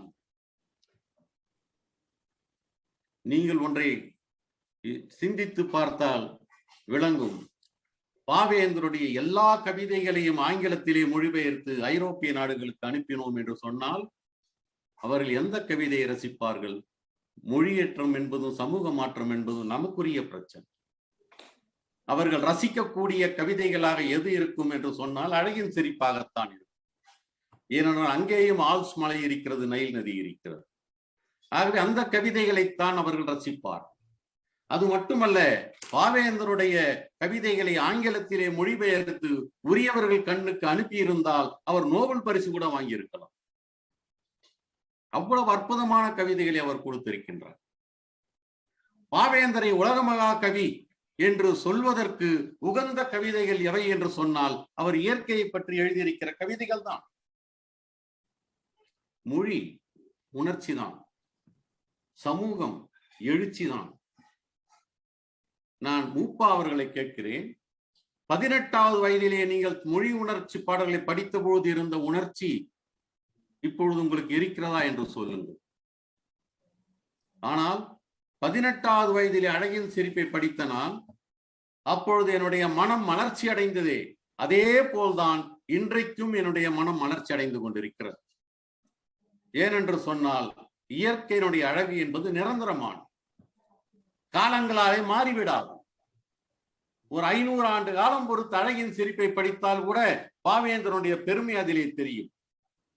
அதுதான் பாவேந்தருக்கு இருக்கின்ற பெருமை. அந்த அழகின் சிரிப்பில் என்னமா எழுதுறார்கள்? பால் புகை முகிலை சீத்து பளிச்சென்று திங்கள் சேவல்.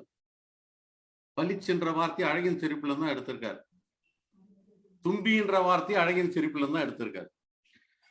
பால் புகில் முகிலை செய்து பளிச்சென திங்கள் சேவல் நாற்புறம் குரல் எழுப்பி நல்லொளி பாய்ச்சி என்று அழகின் சிரிப்பிலே வானத்தை பற்றி எழுதுகின்ற பொழுது சொல்கிறாரே, அந்த பளிச்சென்ற வார்த்தை என்பதே கூட அழகின் சிரிப்பிலே இருந்து எடுத்து கொடுக்கப்பட்ட வார்த்தை தான் என்பதையும் நான் இங்கே பதிவு செய்கிறேன். ஞாயிறை பத்தி எழுதுறாரு, என்னமா எழுதுறாரு பாருங்க. பொங்கியும் பொலிந்தும் நீண்ட புதுப்பிடர் மயிர் சிலிர்க்கும் சிங்கமே. பொங்கியும் பொலிந்தும் நீண்ட புதுப்பிடர் மயிர் சிலிர்க்கும் சிங்கமே. வானவீதி திகு திகு என எரிக்கும் மங்காத தனர் பிழம்பே.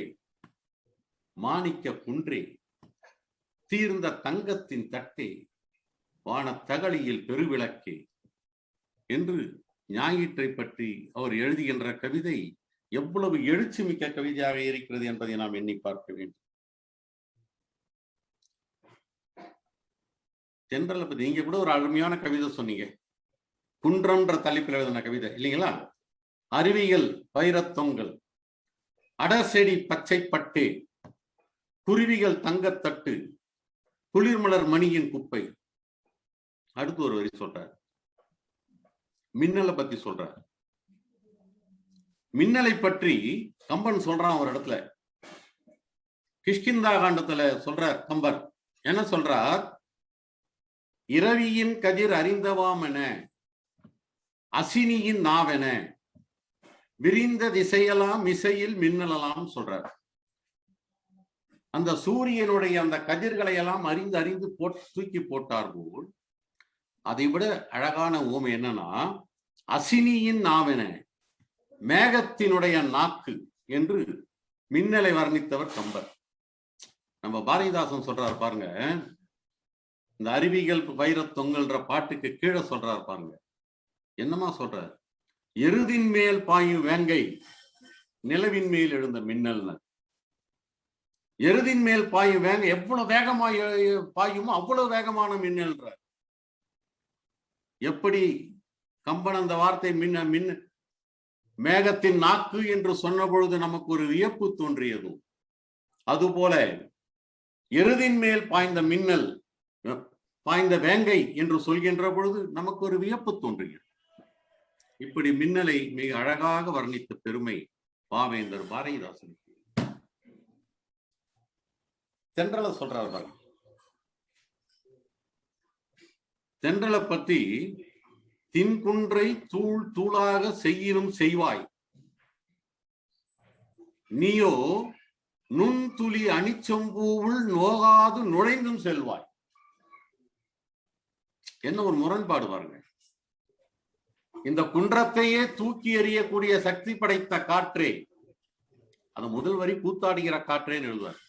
சக்தி படைத்த காற்றே, நீ நுண்துளி அணிச்சம்பூவில் நோகாதும் நுழைந்து செல்வாய் அப்படின்னு எழுதினார்.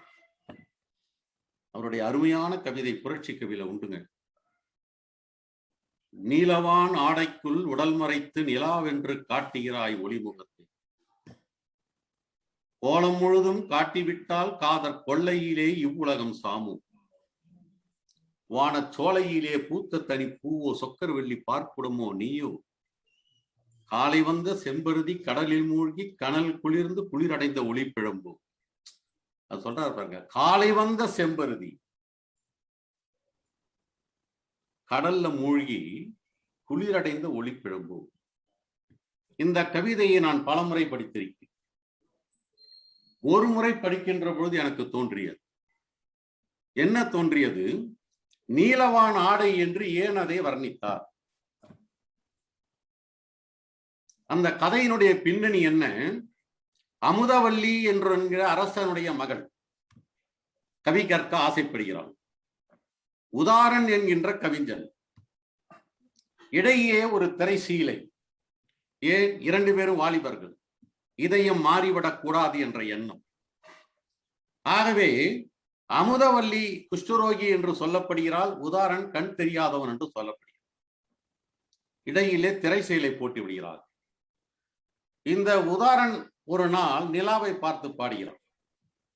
அந்த கதையினுடைய பின்னாலே என்னவாகும்?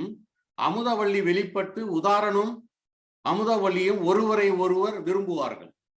இந்த அமுதவல்லி வெளிப்பட போகிறாள் என்பதை குறிப்பாக உணர்த்துகிறார். அங்கே திரைசீலை, இங்கே அதனால் தான் அதை ஆடை என்று வானத்தை வர்ணித்திருக்கிறார். நீலவான் ஆடை என்று வர்ணித்ததற்கு காரணமே அந்த கதையினுடைய பின்னணியிலே திரைசீலை இருக்கிறது என்பதை காட்டுவதற்காக அவர் எவ்வளவு நுட்பமாக வர்ணித்திருக்கார் பாருங்க. இது ஏன் சொல்றேன்னா, மாந்தோப்பில் மனம் எழுதினார். ஒரு கைம்பெண் திருமணத்தை பற்றி சொல்லுகிற பொழுது எழுதுறார். அவள் கைம்பெண். அவள் பின்னாலே அந்த விதவை திருமணம் கூடாது என்கின்ற சமூக கட்டுப்பாட்டை உடைத்து கொண்டு வெளியே வரப்போகிறாள். அந்த பெண் குளித்து விட்டு வெளியே வராள். அப்ப சொல்றார், முகிலை கிழித்து வெளிக்கிளம்பும் முழுமதி போல என்ன, முகிலை விடுத்து வெளிக்கிளம்பும் சொல்லல அவர், முகிலை கிழித்து வெளிக்கிளம்பும் என்று அந்த கிழித்து என்ற ஒரு வார்த்தையிலேயே அந்த பெண்ணினுடைய உணர்ச்சியை, அந்த பெண்ணினுடைய போராட்ட குணத்தை காட்டிய பெருமை பாவேந்தர் பாரதிதாசன்.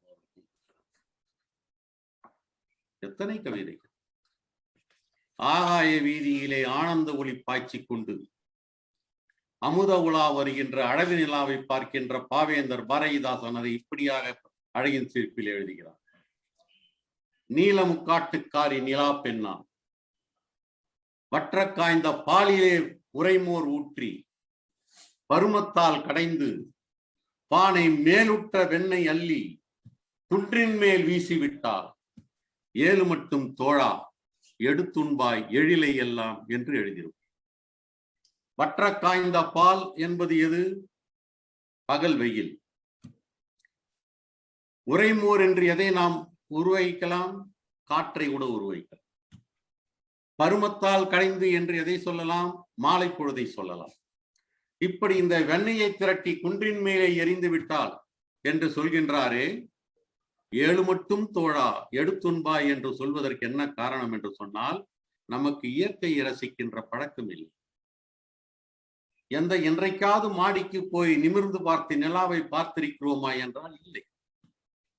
நிலாவை சினிமாவிலே திரைப்படங்களிலே தான் பார்த்திருக்கிறோம், அல்லது தொலைக்காட்சியிலே பார்த்திருக்கிறோமே தவிர நேரிலே நிலாவை நாம் பார்ப்பதே கிடையாது. ஆகவே தான் சொல்கிறார், 7 மட்டும் தோழா எடுத்துண்பாய் என்று அவர் சொல்கிறார். இப்படி ஏராளமான கவிதை. வேர்ட்ஸ்வொர்த் ஒரு கவி வரி சொன்னார், லண்டன் மாநகரத்துக்கு காலை கதிர் மாலையை சூடுகிறதுன்னு சொன்னார். லண்டன் மாநகரத்துக்கு காலை கதிர், காலை சூரியன் மாலை சூட்டுகிறதுன்னு வேர்ட்ஸ்வொர்த் ஒரு அழகான சொன்னார். நம்ம பாவேந்தர் சொல்றாரு பாருங்க இதய சூரியனை பத்தி, உன் கதிர் இருட்பலாவை உரித்து ஒளி சுவை ஊட்டிற்று.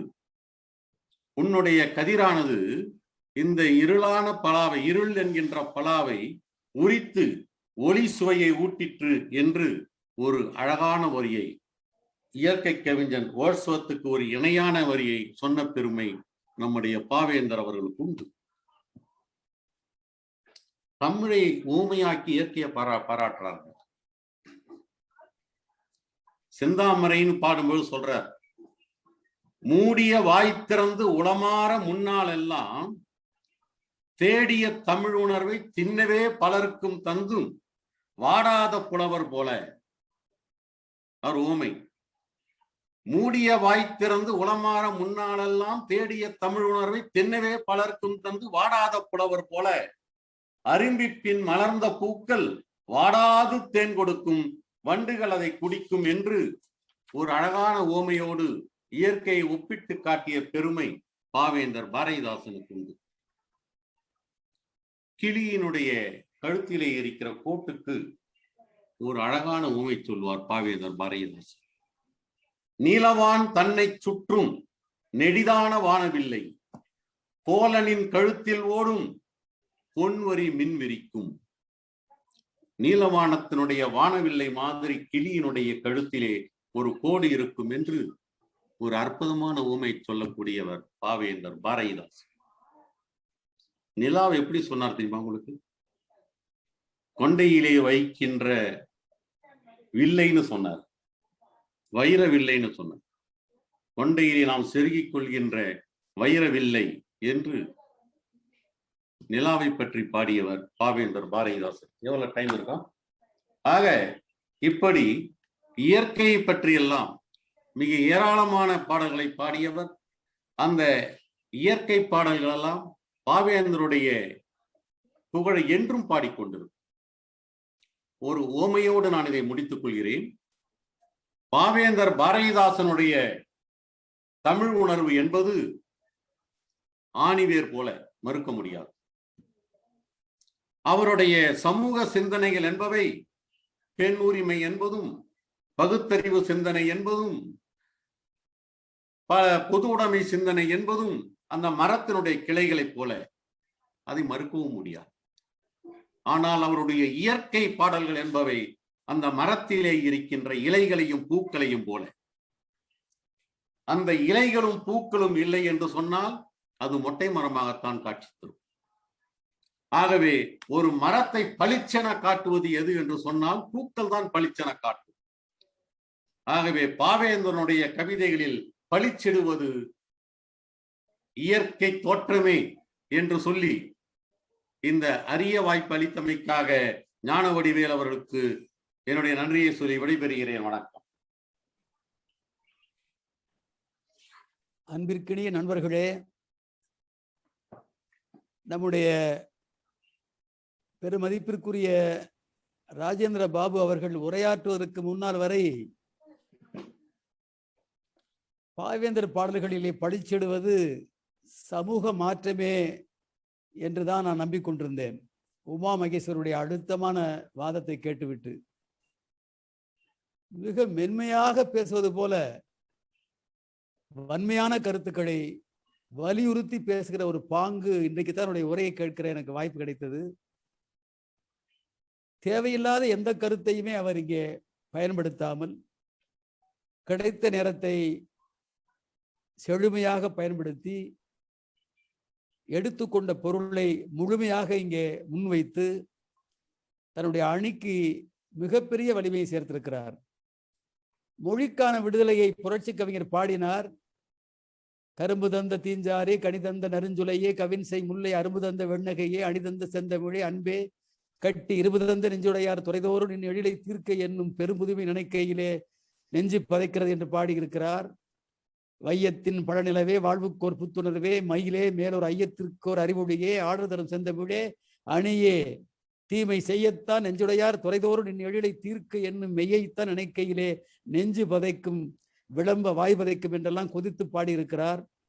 ஆனால் இன்றைக்கு அப்படி நிலைமையா? மொழி உணர்ச்சி எல்லா இடங்களிலும் முகிழ்க்க தொடங்கிவிட்டதே. அந்த கவிதை இப்போது எப்படி பழிச்சிடும்? சமூக மாற்றத்தை பற்றி பாடியிருக்கலாம் அவர். ஆனால் இன்றைக்கு சமூக நீதியே வெற்றி பெற்றுக் கொண்டிருக்கிறதே. இந்திய தொகுப்பிலிருந்து மாநிலத்துக்குரிய மருத்துவ கல்வி வாய்ப்பிலே கூட 27 விழுக்காடுக்கு ஆணை பிறப்பிக்கப்பட்டு சமூக நீதியினுடைய சரித்திர வெற்றி இங்கே உருவாகி கொண்டிருக்கிறதே. அந்த சமூக மாற்றத்துக்கான கவிதைகள் இப்போது பழிச்சிடுமா? ஆனால் என்றைக்குமே 18 வயதிலே நாம் படித்த அந்த கவிதை வரிகளில் இருக்கிற இயற்கை தோற்றத்தினுடைய எழிலார்ந்த துய்ப்பு முறை நம்முடைய தள்ளாத வயதில் மாறுமா என்று ஒரு அறிவார்ந்த ஒரு வினாவை இங்கே வைத்திருக்கிறார்.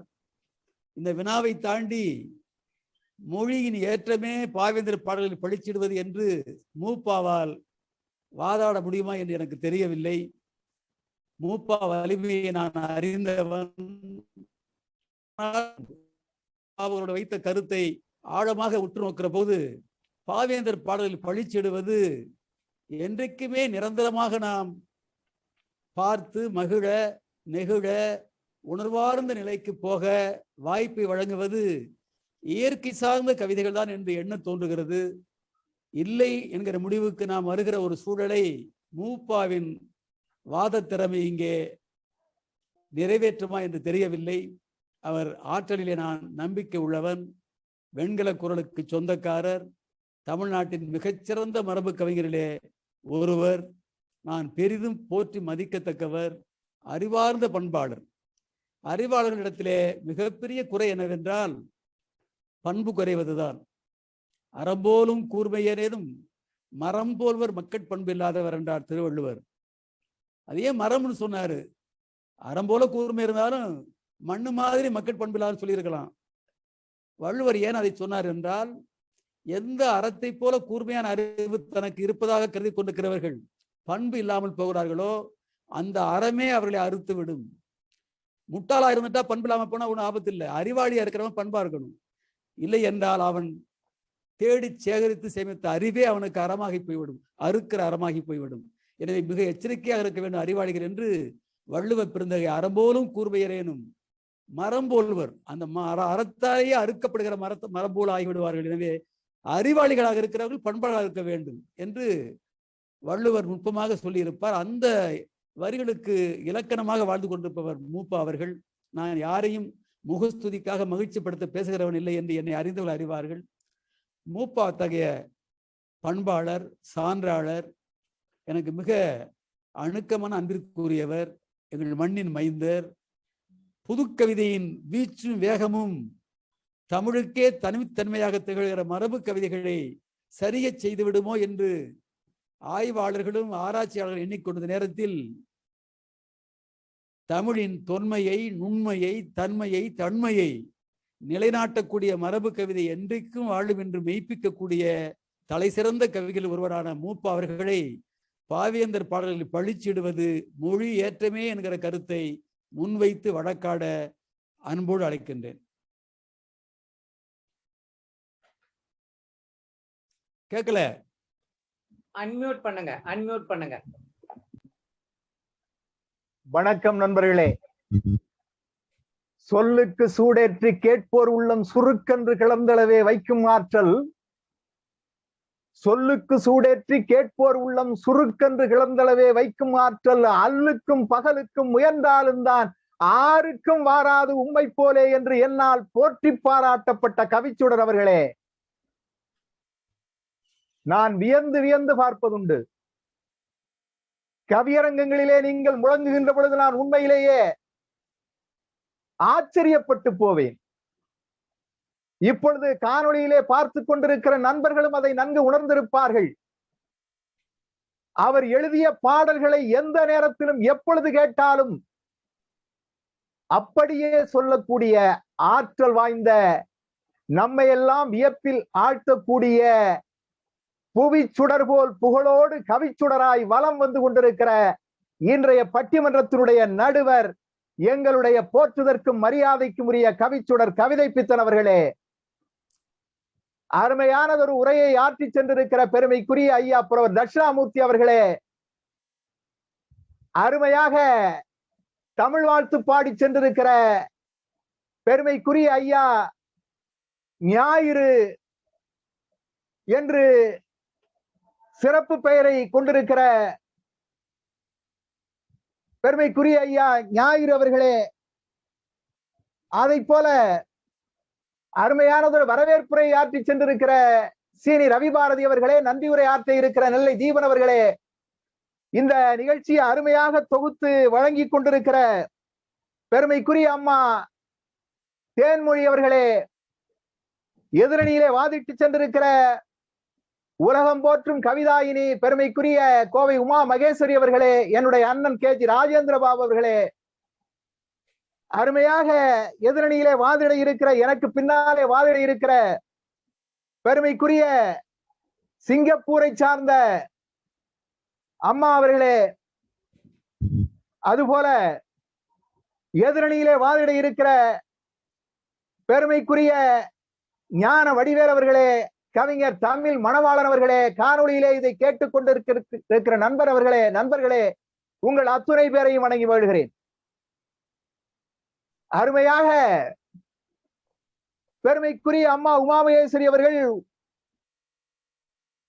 தன்னுடைய கருத்தை வலியுறுத்தி சென்றிருக்கிறார்கள், நான் மறுக்கவில்லை. பாரதிதாசன் சமூக மாற்றத்தை பற்றி பாடியிருக்கிறார், மறுக்கவில்லை. பாரதிதாசன் இயற்கையினுடைய தோற்றத்தை பற்றி பாடியிருக்கிறார், மறுக்கவில்லை. ஆனால் அப்படி பாடிய பாரதிதாசனை இந்த உலகத்திலே உள்ள கவிஞர்களும் பிறரும் அறிமுகப்படுத்துகிற பொழுது எப்படி அறிமுகப்படுத்துகிறார்கள்?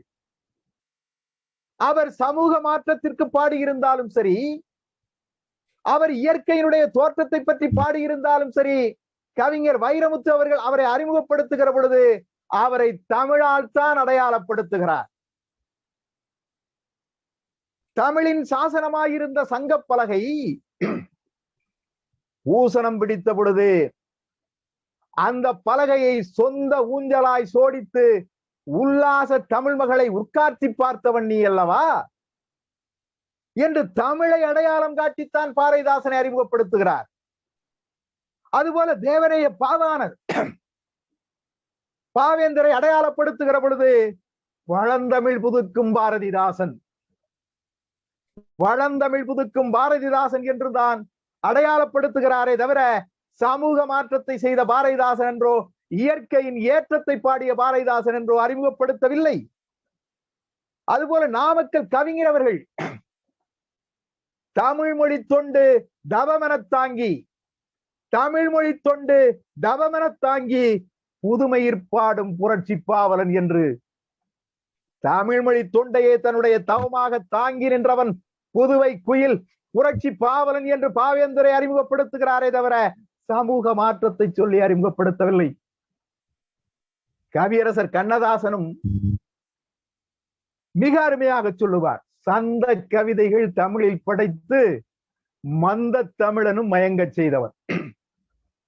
சந்த கவிதைகள் தமிழில் படைத்து மந்த தமிழனும் மயங்க செய்தவன் என்று அவரை அறிமுகப்படுத்துகிற பொழுது அவரிடத்திலே இருக்கின்ற தமிழ் பற்றை, அவரிடத்திலே பழிச்சிட்ட அந்த தமிழினுடைய தன்மையை, அவரிடத்திலே வேரூன்றி இருந்த அவருடைய உயிராக இருந்த அந்த தமிழை காட்டித்தான் பாவேந்தரை அடையாளப்படுத்தினார்களே தவிர சமூக மாற்றத்தையோ இயற்கையினுடைய தோற்றத்தை காட்டி அடையாளப்படுத்தவில்லை. நண்பர்களே, இன்னொன்றையும் நான் உங்களிடத்திலே சொல்லிக் கொள்வதிலே மகிழ்ச்சி அடைகிறேன். பாரதியினுடைய தாசன் பாரதிதாசன்.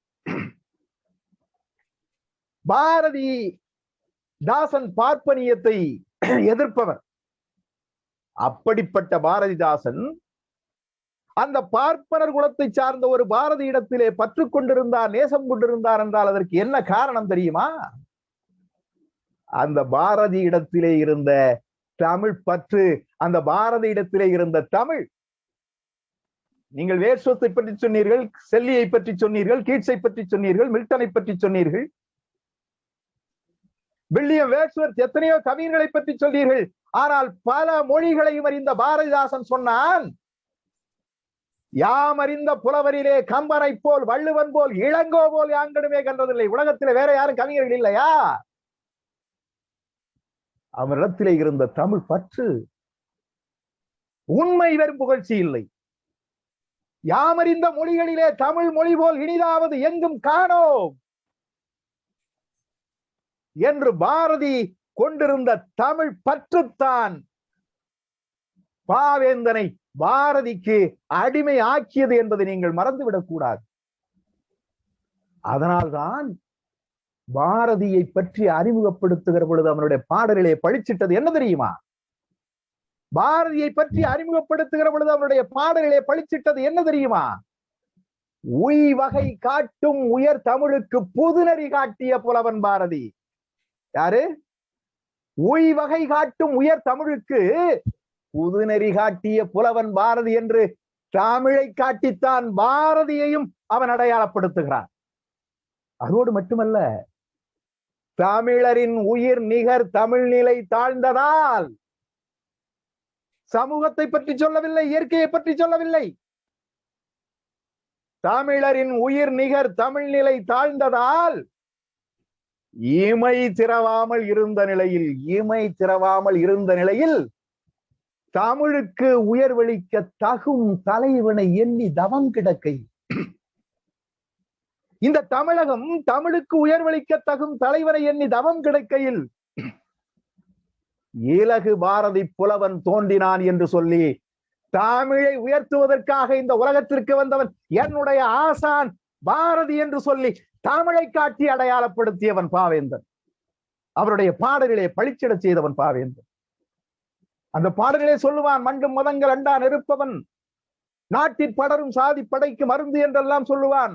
அறம்பாட வந்த அறிஞன் புதிய மரம்பாட வந்த மரவன் என்றெல்லாம் சொல்லுவான். சொல்லிவிட்டு அவன் வியந்து சொல்லுகிறான், ஆச்சரியப்பட்டு போய் சொல்லுகிறான், உணர்ச்சியின் உச்சத்தில் என்று சொல்லுகிறான், என்னென்று சொல்வேன் என்னென்று சொல்வேன் என்னென்று சொல்வேன் என்னென்று சொல்வேன். தமிழால் பாரதி தகுதி பெற்றதும் தமிழ் பாரதியால் தகுதி பெற்றதும் என்று சொல்லி தமிழை அடையாளப்படுத்தி தமிழை பழிச்சிட செய்த பாடலிலே பாரதியை போற்றி இருப்பதை நாம் பார்க்க முடியும். அண்ணன் KG ராஜேந்திர பாரதி அவர்கள் என்னத்திலே ஒரு கேள்வியை கேட்டார்கள். என்ன கேள்வி தெரியுமா?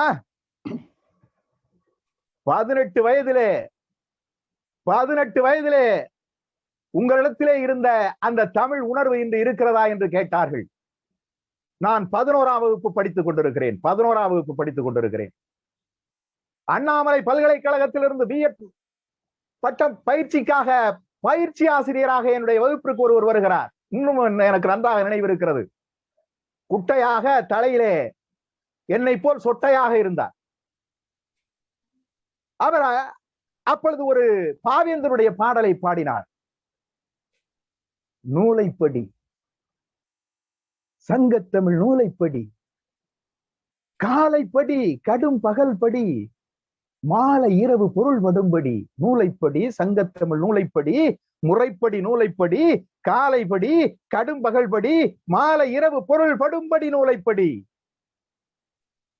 கற்பவை கற்கும்படி, வள்ளுவர் சொன்னபடி கற்கத்தான் வேண்டும் அப்படி, கல்லாதவர் வாழ்வது எப்படி?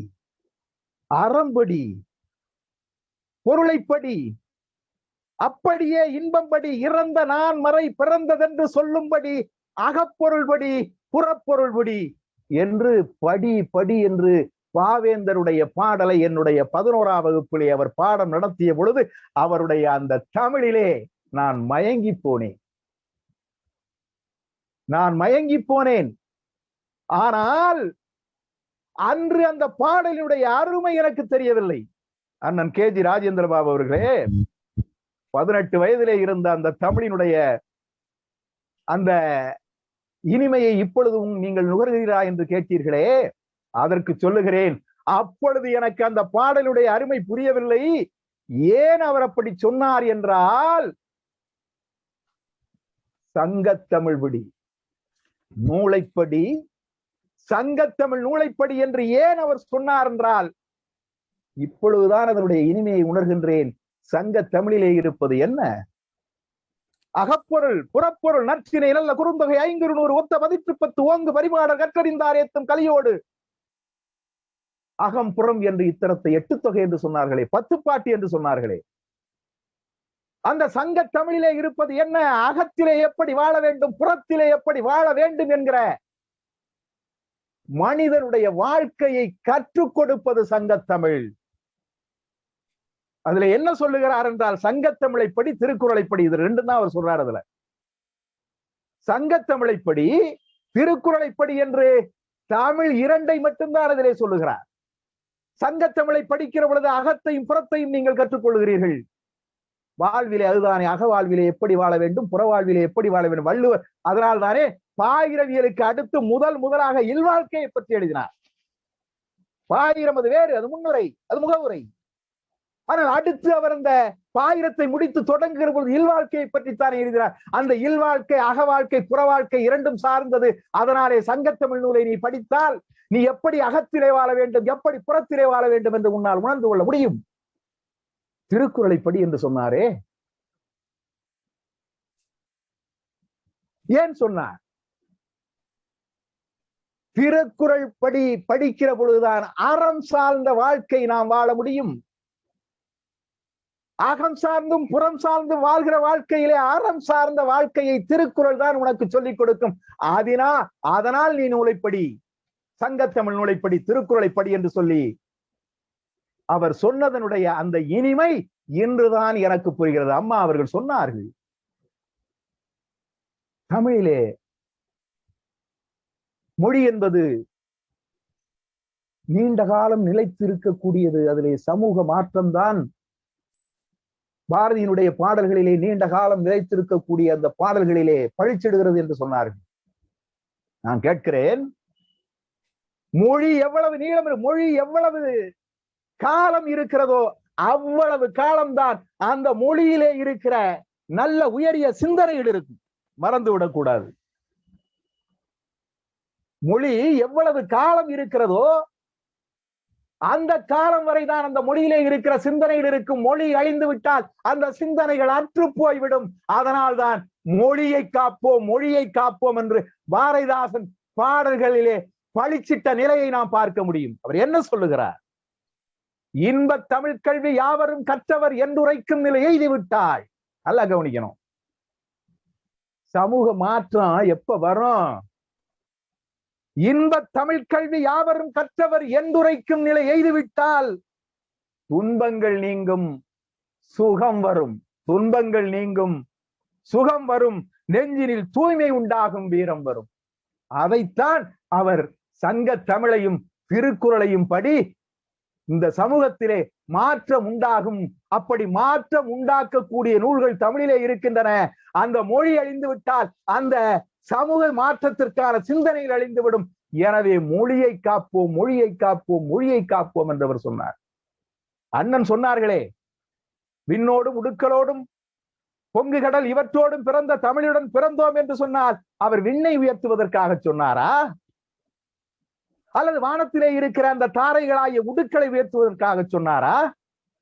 அல்லது கடலை உயர்த்துவதற்காக சொன்னாரா? இல்லை, தமிழை உயர்த்துவதற்காக சொன்னார். என்னுடைய தமிழ் இந்த உலகத்திலே என்றைக்கு இந்த விண் பிறந்ததோ, என்றைக்கு ஆகாயத்திலே அந்த விண்மீன்கள் பிறந்தனவோ, என்றைக்கு இந்த சமூகத்திலே கடல் பிறந்ததோ, அன்றைக்கு பிறந்ததடா என் தமிழ் என்று அந்த பாடலிலே தமிழ் உணர்வு பழிச்சிட்டதைத்தான் நாம் பார்க்க முடியுமே தவிர விண்ணை பற்றியோ உடுக்களை பற்றியோ கடலை பற்றியோ போற்றுவதற்காக அவர் பாடவில்லை. அடுத்து சொல்லுகிறார், தாயளி தமிழை என்ற தமிழரின் கவிதை தன்னை 1000 மொழியிற்கான இப்புவி அவாவிற்றென்ற தோயுறும் மதுவின் ஆறு தொடர்ந்து வந்து என் செவியிர் புகுந்தது என்று சொல்லும் நாள் என்னாலோ. வீழ்ச்சியுறு தமிழகத்தில் எழுச்சி வேண்டும், விசை ஒடிந்த தேகத்தில் வன்மை வேண்டும், சூழ்ச்சிதனை வஞ்சகத்தை பொறாமை தன்னை தொகையாக எதிர்நிறுத்தி தூள் தூளாக்கும் கால் சிந்தை மரச்செயல்கள் மிகவும் வேண்டும். கடல் போல செந்தமிழை பெருக்க வேண்டும் என்று அந்த பாடலிலே கடல் போல செந்தமிழை பெருக்க வேண்டும் என்கிற அவருடைய அந்த தமிழ் உணர்வு தான் பழிச்சிட்டதே தவிர சமூக மாற்றம் பாடல சொல்லல. இயற்கையினுடைய தோற்றத்தை பாடவில்லை என்று சொல்லல. செந்தமிழே உயிரே நருந்தேனே செயலினை மூச்சினை உனக்களித்தேனே நைந்தாயனில் என் வாழ்வும் நைந்து போகும் நன்னிலை உனக்கடில் எனக்கும் தானே. நீ நைந்து போனால் என்னுடைய வாழ்வு நைந்து போகும் என்று சொன்னால் நீ நைந்து போனால் என்னுடைய சமூகமும் நைந்து போகும்.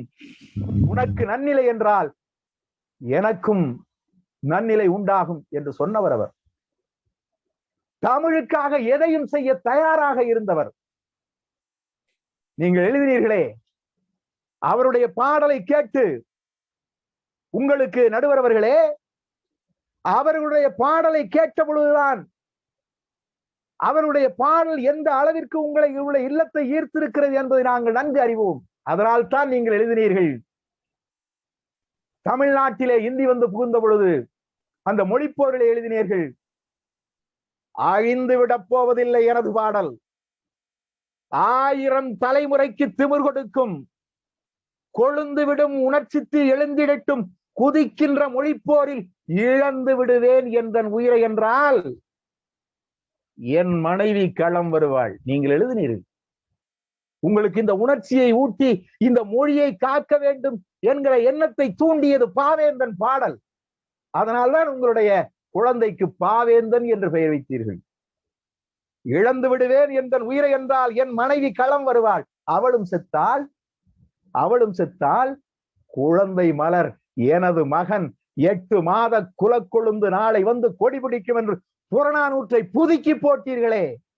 பாரதிதாசன் பாடலிலே பழிச்சிட்ட தமிழ் உணர்ச்சிதான் புறநானூற்றை உங்களை புதுக்கி போட வைத்தது என்பதை நீங்கள் மறந்துவிடக் கூடாது. நிறைவாக நான் ஒரு கருத்தை சொல்லி நிறைவு செய்யலாம் என்று கருதுகிறேன். என்ன சொன்னார் பாருங்க. மொழிப்போரிலே நான் கலந்துகிற பொழுது மாங்குயில் கூவிடும் பூஞ்சோலை என்னை மாட்ட நினைக்கும் சிறைச்சாலை என்று சொன்னவர். சலுகை போனால் போகட்டும், என் அலுவல் போனால் போகட்டும், தலைமுறை 100 கண்ட தமிழ் நிலைக்கட்டும் என்று பாடியவர். தமிழ் விடுதலையாகட்டும், தலைமுறை 100 கண்ட என் தமிழ் விடுதலையாகட்டும், நான் தமிழாசிரியராக இருக்கிறேன், எனக்குரிய சலுகைகள் போனால் போகட்டும், என்னுடைய அலுவல் போனால் போகட்டும் என்று சொல்லுகிற பொழுது அவருடைய பாடலிலே பழிச்சிட்டது தமிழினுடைய ஏற்றம் என்பதை நான் உங்களுக்கு சொல்லித் தெரிய வேண்டியது இல்லை. புரட்சி கவியை பற்றி சொன்னார்கள், அதோடு நிறைவு செய்யலாம் என்று கருதுகிறேன். புரட்சி கவியை பற்றி சொன்னார்கள், அருமையாக நிலாவை பற்றி இயற்கையை பற்றி பாடியிருக்கிறார் என்று அண்ணன் KG ராஜேந்திர பாபு அவர்கள் சொன்னார்கள். நான் சொல்லுகிறேன், இயற்கையை பாடியிருக்கிறான். பேரன்பு கொண்டவரே பெரியோரே நல்லிலம் சிங்கங்கால் நீரோடை இளங்களிக்க நெடுமரங்கள் நிறைந்து பெருங்காடாக வருக்கைக்கல்லின் நெடுங்குன்றில் புலம் சேர பாம்பு கூட்டம் போராடும் பால் நிலத்தை அந்த நாளில் புதுக்கியவர் யார்? கல் விளந்து மலை விளந்து கனிகள் வெட்டி கருவியெல்லாம் செய்திருந்த கைதான் யார்கை பற்றுகளை கடல் முத்தை மணிக்குளத்தை போய் எடுக்க அடக்கிய மூச்சு எவரின் மூச்சு? அவரெல்லாம் இந்த நேரம் எலியாக முயலாக இருக்கின்றார்கள்.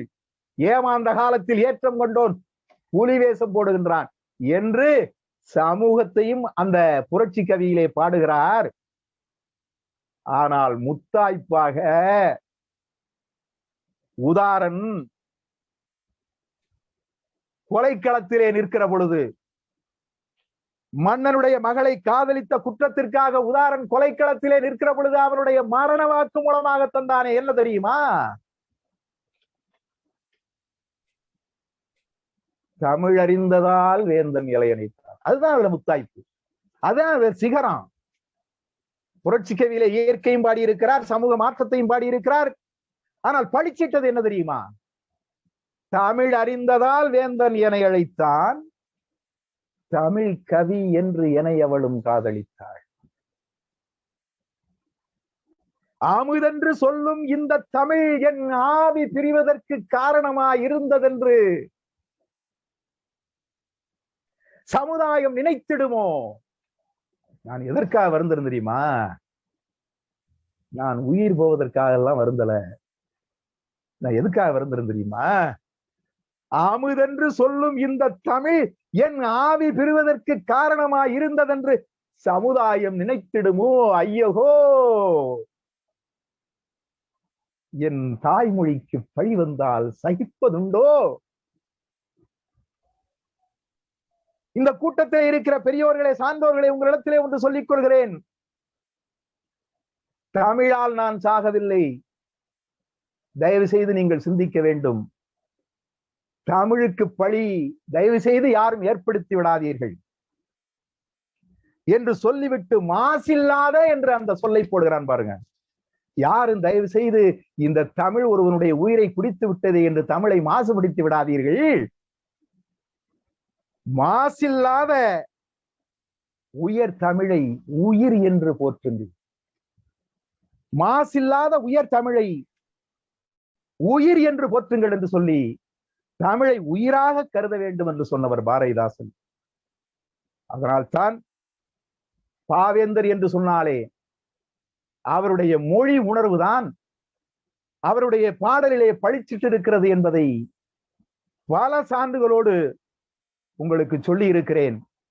எனவே நடுவர் அவர்களே, தமிழ் என்னும் மணிவிளக்கு ஏற்றடா நாட்டில், தமிழரின் நெஞ்சமாம் அழகான வீட்டில் தமிழ் என்னும் மணி விளக்கு ஏற்றடா நாட்டில், தமிழரின் நெஞ்சமாம் அழகான வீட்டில் ஆமுதென்று கொள்ளடா செந்தமிழ் பணியை, ஆமுதென்று கொள்ளடா செந்தமிழ் பணியை, அறமென்று கொள்ளடா செந்தமிழ் பணியை. தமிழ் உயர்ந்தால் தமிழ்நாடு தான் உயரும், ஆரி உயரும், ஆரவும் ஓங்கும் என்று சொன்ன பாவேந்தன் பாடல்களிலே பளிச்சிட்டு நிற்பது தமிழினுடைய ஏற்றமே என்று சொல்லி, சமூக மாற்றத்தை அவர் சொல்லவில்லை என்று நான் சொல்லவில்லை, இயற்கையின் ஏற்றத்தை அவர் சொல்லவில்லை என்று நான் சொல்லவில்லை. ஆனால் அவருடைய பாடல் அத்தனையும் படித்து பார்க்கிற பொழுது தமிழ் உயர்ந்தால்தான் இந்த தமிழ்நாடு உயரும் என்று அவர் அறுதியிட்டு உறுதியிட்டு சொல்லி இருப்பதால் அவர்களுடைய பாடல்களிலே பளிச்சிடுவது தமிழினுடைய ஏற்றமே என்று சொல்லி எங்கள் அருமை, அவர் என்ன சொல்றதுன்னே தெரியல, அவருடைய தலைமையிலே உண்மையிலேயே பேசுவதற்கு இந்த வாய்ப்பு கிடைத்ததை நம்முடைய பெரிய பேராக கருதி இந்த இனிய வாய்ப்பினை நல்கிய தும்பி இலக்கிய வட்டத்திற்கு நன்றி சொல்லி நிறைவு செய்கிறேன். நன்றி, வணக்கம். மூப்பா அவர்கள் மிகச் சிறப்பாக மொழியின் ஏற்றத்தை பற்றி அவருக்கே உரிய ஏற்றத்தோடு முழங்கி இருக்கிறார். அவர் மீது தமிழ் கூறும் நல்லுலகம் வைத்திருக்கிற நம்பிக்கையை இங்கே உறுதிப்படுத்தி இருக்கிறார். என்னுடைய தலைமையிலே உரையாற்றுவதை பெருமை என்று அவர் குறிப்பிட்டார். அது கொஞ்சம் மிகையான பாராட்டு. சான்றோர் பெருமக்கள் எல்லாம், இவ்வளவு ஆழ்ந்த புலமை மிக்கவர்கள் எல்லாம் என்னை நடுவராக கொண்டு வழக்காட வந்த இந்த நிகழ்ச்சி என் வாழ்நாளிலே பிறர்க்கரிய பெரும் பேர் என்று நான் கருதக்கூடிய அளவுக்கு என்னை பெருமைப்படுத்தக்கூடிய ஒரு வாய்ப்பை உருவாக்கி தந்த தும்பி இலக்கிய அமைப்புக்கு நான் தான் என்று சொல்ல வேண்டும். மூப்பா இயல்பாகவே தமிழோடு இரண்டர கலந்தவர். எனவே மொழி ஏற்றத்தை பற்றி மூப்பா வலியுறுத்தி வாதாடுவது வியப்புக்குரிய செய்தி அல்ல. அவர் எவ்வளவு நுட்பமாக இந்த பட்டிமண்டபத்திலே தன்னுடைய அணியை வெற்றி பெறச் செய்ய வேண்டும் என்று அதற்கு தகுதியான வரிகளை எல்லாம் எடுத்து கையாண்டார் என்பதை தமிழ் பெருங்குடி மக்கள் உற்று கவனித்திருப்பீர்கள். செந்தமிழே உயிரே நருந்தேனே செயலினை மூச்சினை உனக்கடித்தேனே நைந்தா எனில் வாழ்வு நைந்தா எனில் நைந்து போகும் என் வாழ்வு நன்னிலை உனக்கெனில் எனக்கும் தானே என்கிற வரியில் தொடங்கி பாரதி மீது பாரதிதாசன் வைத்திருக்கிற பற்றுக்கு காரணமே, பாரதிதாசன் மீது பாரதியார் கொண்டிருந்த அன்புக்கு காரணமே தமிழ்தான் என்கிற அந்த அனைவரும் செய்த அறிந்த உண்மையை இங்கே பறைசாற்றி, தாய் எழி தமிழை என்ற தமிழரின் கவிதை தன்னை 1000 மொழியிற்கான இப்புவி அவாவிற்றென்ற போயிரும் மதிவினாறு தொடர்ந்து என்ற செவியில் வந்து பாயும் நாள் எந்த நாளோ ஆரிதை பகர்வார். இங்கே பாய்வது மட்டுமல்ல, அப்படி பாய்கிறது இருக்கிற செய்தியை யாரடா வந்து சொல்வார்கள் என்று எந்நாளோ எந்த நாளோ என்று ஏங்கினான் புரட்சி கவிஞர் என்று பாடினார். கைத்திற சித்திரங்கள், கணிதங்கள், நூற்கள், மெய்த்திற நூற்கள், சிற்பம், விஞ்ஞானம், காவியங்கள் வைத்துள்ள தமிழர் நூற்கள் வையத்தின் புதுமை என்ன புத்தக சாலை எங்கும் புதுக்கு நாள் எந்த நாளோ என்று பாடினான் புரட்சி கவிஞர். புத்தக சாலை புதுக்கலாம், ஆனால் அந்த நூலகத்தில் இருக்க வேண்டிய நூல்கள் எது என்று நமக்கு அவன் அறிவுறுத்தி போனான். அதைத்தான் நூலைப்படி, சங்கத்தமிழ் நூலைப்படி, காலைப்படி, கடுமகள் படி, மாலை இரவு பொருள்படும்படி நூலைப்படி, கற்பவை கற்கும்படி வள்ளுவனார் சொன்னபடி கற்கத்தான் வேண்டும் அப்படி, கல்லாதவர்கள் வாழ்வதெப்படி நூலைப்படி, அகம்படி, அறப்பொருள்படி அதன்படி, அகப்பொருள்படி அதன்படி, புறப்பொருள்படி நல்லபடி, புக படிப்படியாய் புலமை வருவின் சொற்படி நூலைப்படி. புரட்சி கவிஞர் சொன்னார், இந்த நூல்களை எல்லாம் படி என்று சொன்னவர் சில நூல்களை படிக்காதே என்று சொல்லி இருக்கிறார். பொய்யிலே கார்படி, புரட்டிலே முக்கார்படி, வையகம் ஏமாறும்படி வைத்துள்ள நூல்களை ஒப்புவது எப்படி நூலைப்படி. சாதி என்னும் தாழ்ந்தபடி நமக்கெல்லாம் தள்ளுபடி, சேதி அப்படி தெரிந்தபடி, தீமை வந்துடுமே மறுபடி என்றார். ஒன்றே குலம் ஒருவனே தேவன் என்று சொன்ன பிறகும் ஜாதி வந்திருக்கிறது. பிறப்பொக்கு எல்லா உயிர்க்கும் என்று வலியுறுத்திய பிறகும் ஜாதி நீடிக்கிறது. சாதிகள் இரண்டொழிய வேறில்லை என்று அவை மூதாட்டி சொன்ன பிறகும் இன்றைக்கும் சாதி உலகத்திலே வாழ்ந்து கொண்டிருக்கிறோம். சாதிகள் இல்லையடி பாப்பா என்று பாரதி முழங்கிய போதும், இருட்டறையில் உள்ளதடா உலகம், ஜாதி இருக்கின்றது என்பானு இருக்கின்றானே என்று புரட்சி கவிஞர் முழங்கிய பிறகும், உச்சி மலையிலே ஊரும் அருவிகள் ஒரே வழியிலே கலக்குது, ஒற்றுமையில்லா மனித குலம்தான் உயர்வும் தாழ்வும் வளர்க்குது என்று பட்டுக்கோட்டையார் பாடிய பிறகும், சட்டமன்றத்திலேயே கன்னி பேச்சிலே நான் முழங்கினேன், குணத்துக்கு முன்னாலும் ஜாதி, கட்சி கொள்கைக்கு முன்னாலும் ஜாதி, செய்யும் மனத்துக்கு முன்னாலும் ஜாதி, ஓதும் மந்திரத்துக்குள்ளேயும் ஜாதி, வாங்கும் பணத்துக்கு முன்னாலும் ஜாதி, காதல் பார்வைக்கு முன்னாலும் ஜாதி, செத்த பிணத்தைத்தான் விட்டதுவா ஜாதி, அங்கும் பிரிவுக்கு தக்கபடி சுடுகாடு உண்டு என்று முழங்கினேன். எனவே சாதி என்னும் தாழ்ந்தபடி நமக்கெல்லாம் தள்ளுபடி, சேதி அப்படி தெரிந்தபடி என்றார். ஏனென்றால் தீமை வந்துடுமே மறுபடி என்றார். அதனால் அந்த தீமை வராமல் இருக்க வேண்டுமேயானால் தமிழைப்படி, சங்கத்தமிழ் நூலைப்படி என்று பாடினார். அதைத்தான் மிக அழகாக அவருக்கே உரிய நாவன்மையோடு ஆற்றொழுக்கான அறிவினடை பேச்சில் அந்த பலுக்குகிற முறையில் உச்சரிக்கிற முறையிலே கூட ஓசை நயத்தோடு தனக்கே உரிய தனித்தன்மையோடு இங்கே புரட்சி கவிஞர் பாடல்களை பழிச்சிடுவது மொழி ஏற்றம்தான் என்று சொல்லி என்னையும் கூட என் கவிதையை அவருடைய உணர்ச்சி மிகுந்த குரலால் அவர் வாதத்துக்கு அணிக்கு வலிமை சேர்க்கிற வகையில் கொழுந்து விடு உணர்ச்சி தீ எழுதிரட்டும் குதிக்கின்ற மொழிப்போரில் பகைவனாலே இழந்து விடுவேன் என்று உயிரை என்றால் என் மனைவி களம் வருவாள் அவளும் செத்தால் குழந்தை மலர் எனது மகன் 8 மாத குலக்கொழுது நாளைக்கே கொடிபிடிப்பார் என்று பாடினார். நான் பட்டி மண்டபத்திலே நடுவர். அந்த வரி மொழி உணர்ச்சிக்காக பாடிய வரியை மூப்பா அவர் கையாண்டிருக்கிறார், கருவியாக எடுத்துக் கொண்டிருக்கிறார். நான் சமுதாய ஏற்றத்துக்கும் சட்டமன்றத்திலே பாடிய கவிதையை சொல்லியிருக்கிறேன், சாதி ஒழிப்பு கவிதையை. இயற்கை தோற்றத்திற்கும் அந்திவானம் என்று நான் எழுதிய கவிதை கல்லூரிகளிலே பள்ளிகளிலே இன்றைக்கு போட்டிகளுக்கு பயன்படுத்தப்படுகிறது. இறைத்துள்ளான் ஒளி வண்ணத்தை எழில் எங்கும் வரைந்துள்ளான், எழுத்துவா அந்த ஓவியனை அவன் எங்கே மறைந்துள்ளான். சிறைக்கு தப்பிய கிழிச்சிறகெடுத்து தீட்டிய கோடுகளோ, செந்தியன் குடத்தில் மஞ்சள் விழுந்து சிந்திய கோலங்களோ என்று அந்திவானத்தை பற்றி அது நிறைய போகும். அது வெய்யவன் என்னும் தென்னையில் மின்னும் விரிந்த ஓலைகளோ, வெண்ணிலவுக்கு மனப்பரிசாக விழுந்த சேலைகளோ, பொய்யுறு கொண்ட விண்மகளுக்கு புனைந்த ஒப்பனையோ, பொழுதின் முடிவில் இரவின் வரவில் புலர்ந்த கற்பனையோ என்று அந்திவானத்தை பற்றி எழுதியிருக்கிறேன். அதை இயற்கை தோற்றம்தான் பாவேந்தர் பாடல்களை பழிச்சிடுகிறது என்று சொல்கிறவர்களும் பயன்படுத்தலாம். எனவே மூப்பா என்னுடைய மொழிப்போர் கவிதையை பயன்படுத்திய காரணத்தால் தீர்ப்பு அந்த பக்கம் போய்விடும் என்று யாரும் அஞ்ச வேண்டியது என்பதற்காக நான் முன்னெச்சரிக்கையாக சொல்கிறேன். இந்த 3 அணி தலைவர்களும் பேசிய பேச்சிலே உலகமெங்கும் வாழ்கிற தமிழர்கள் ஒன்றை கவனிக்க வேண்டும். எந்த அறிஞர் பெருமகனாவது, எந்த ஒரு சொற்றொடராவது மலிவான வார்த்தைகளையோ மலிவான நகைச்சுவைகளையோ கேட்டவுடன் கைத்தட்ட வேண்டும் என்கிற இடிநிலைக்கு போய்விட்ட பட்டிமண்டப நிலைமைக்கு இந்த நிகழ்ச்சியை கொண்டு போய் சேர்க்காமல், பட்டிமண்டபம் என்றால் அதற்கென்று ஒரு பாங்கு இருக்க வேண்டும் என்கிற ஒரு மிகப்பெரிய பெருமையை இந்த நிகழ்ச்சியிலே சேர்த்திருக்கிறார்கள். மூவருமே எடுத்துக்கொண்ட தலைப்புக்கு தேவையான கருத்துக்களை முன்வைத்திருக்கிறார்கள். அவர்கள் அணிகளிலே வாதாட வருகிற மற்ற தோழர்களும் அந்த கடமையை தொடர்ந்து நிறைவேற்ற இருக்கிறார்கள். தும்பி இலக்கிய அமைப்பினுடைய இந்த தொண்டு என் சிந்தை உடல் அனுபவொன்றி சிரிக்க வைக்கிறது. தகுதியான சான்றோர் பெருமக்கள்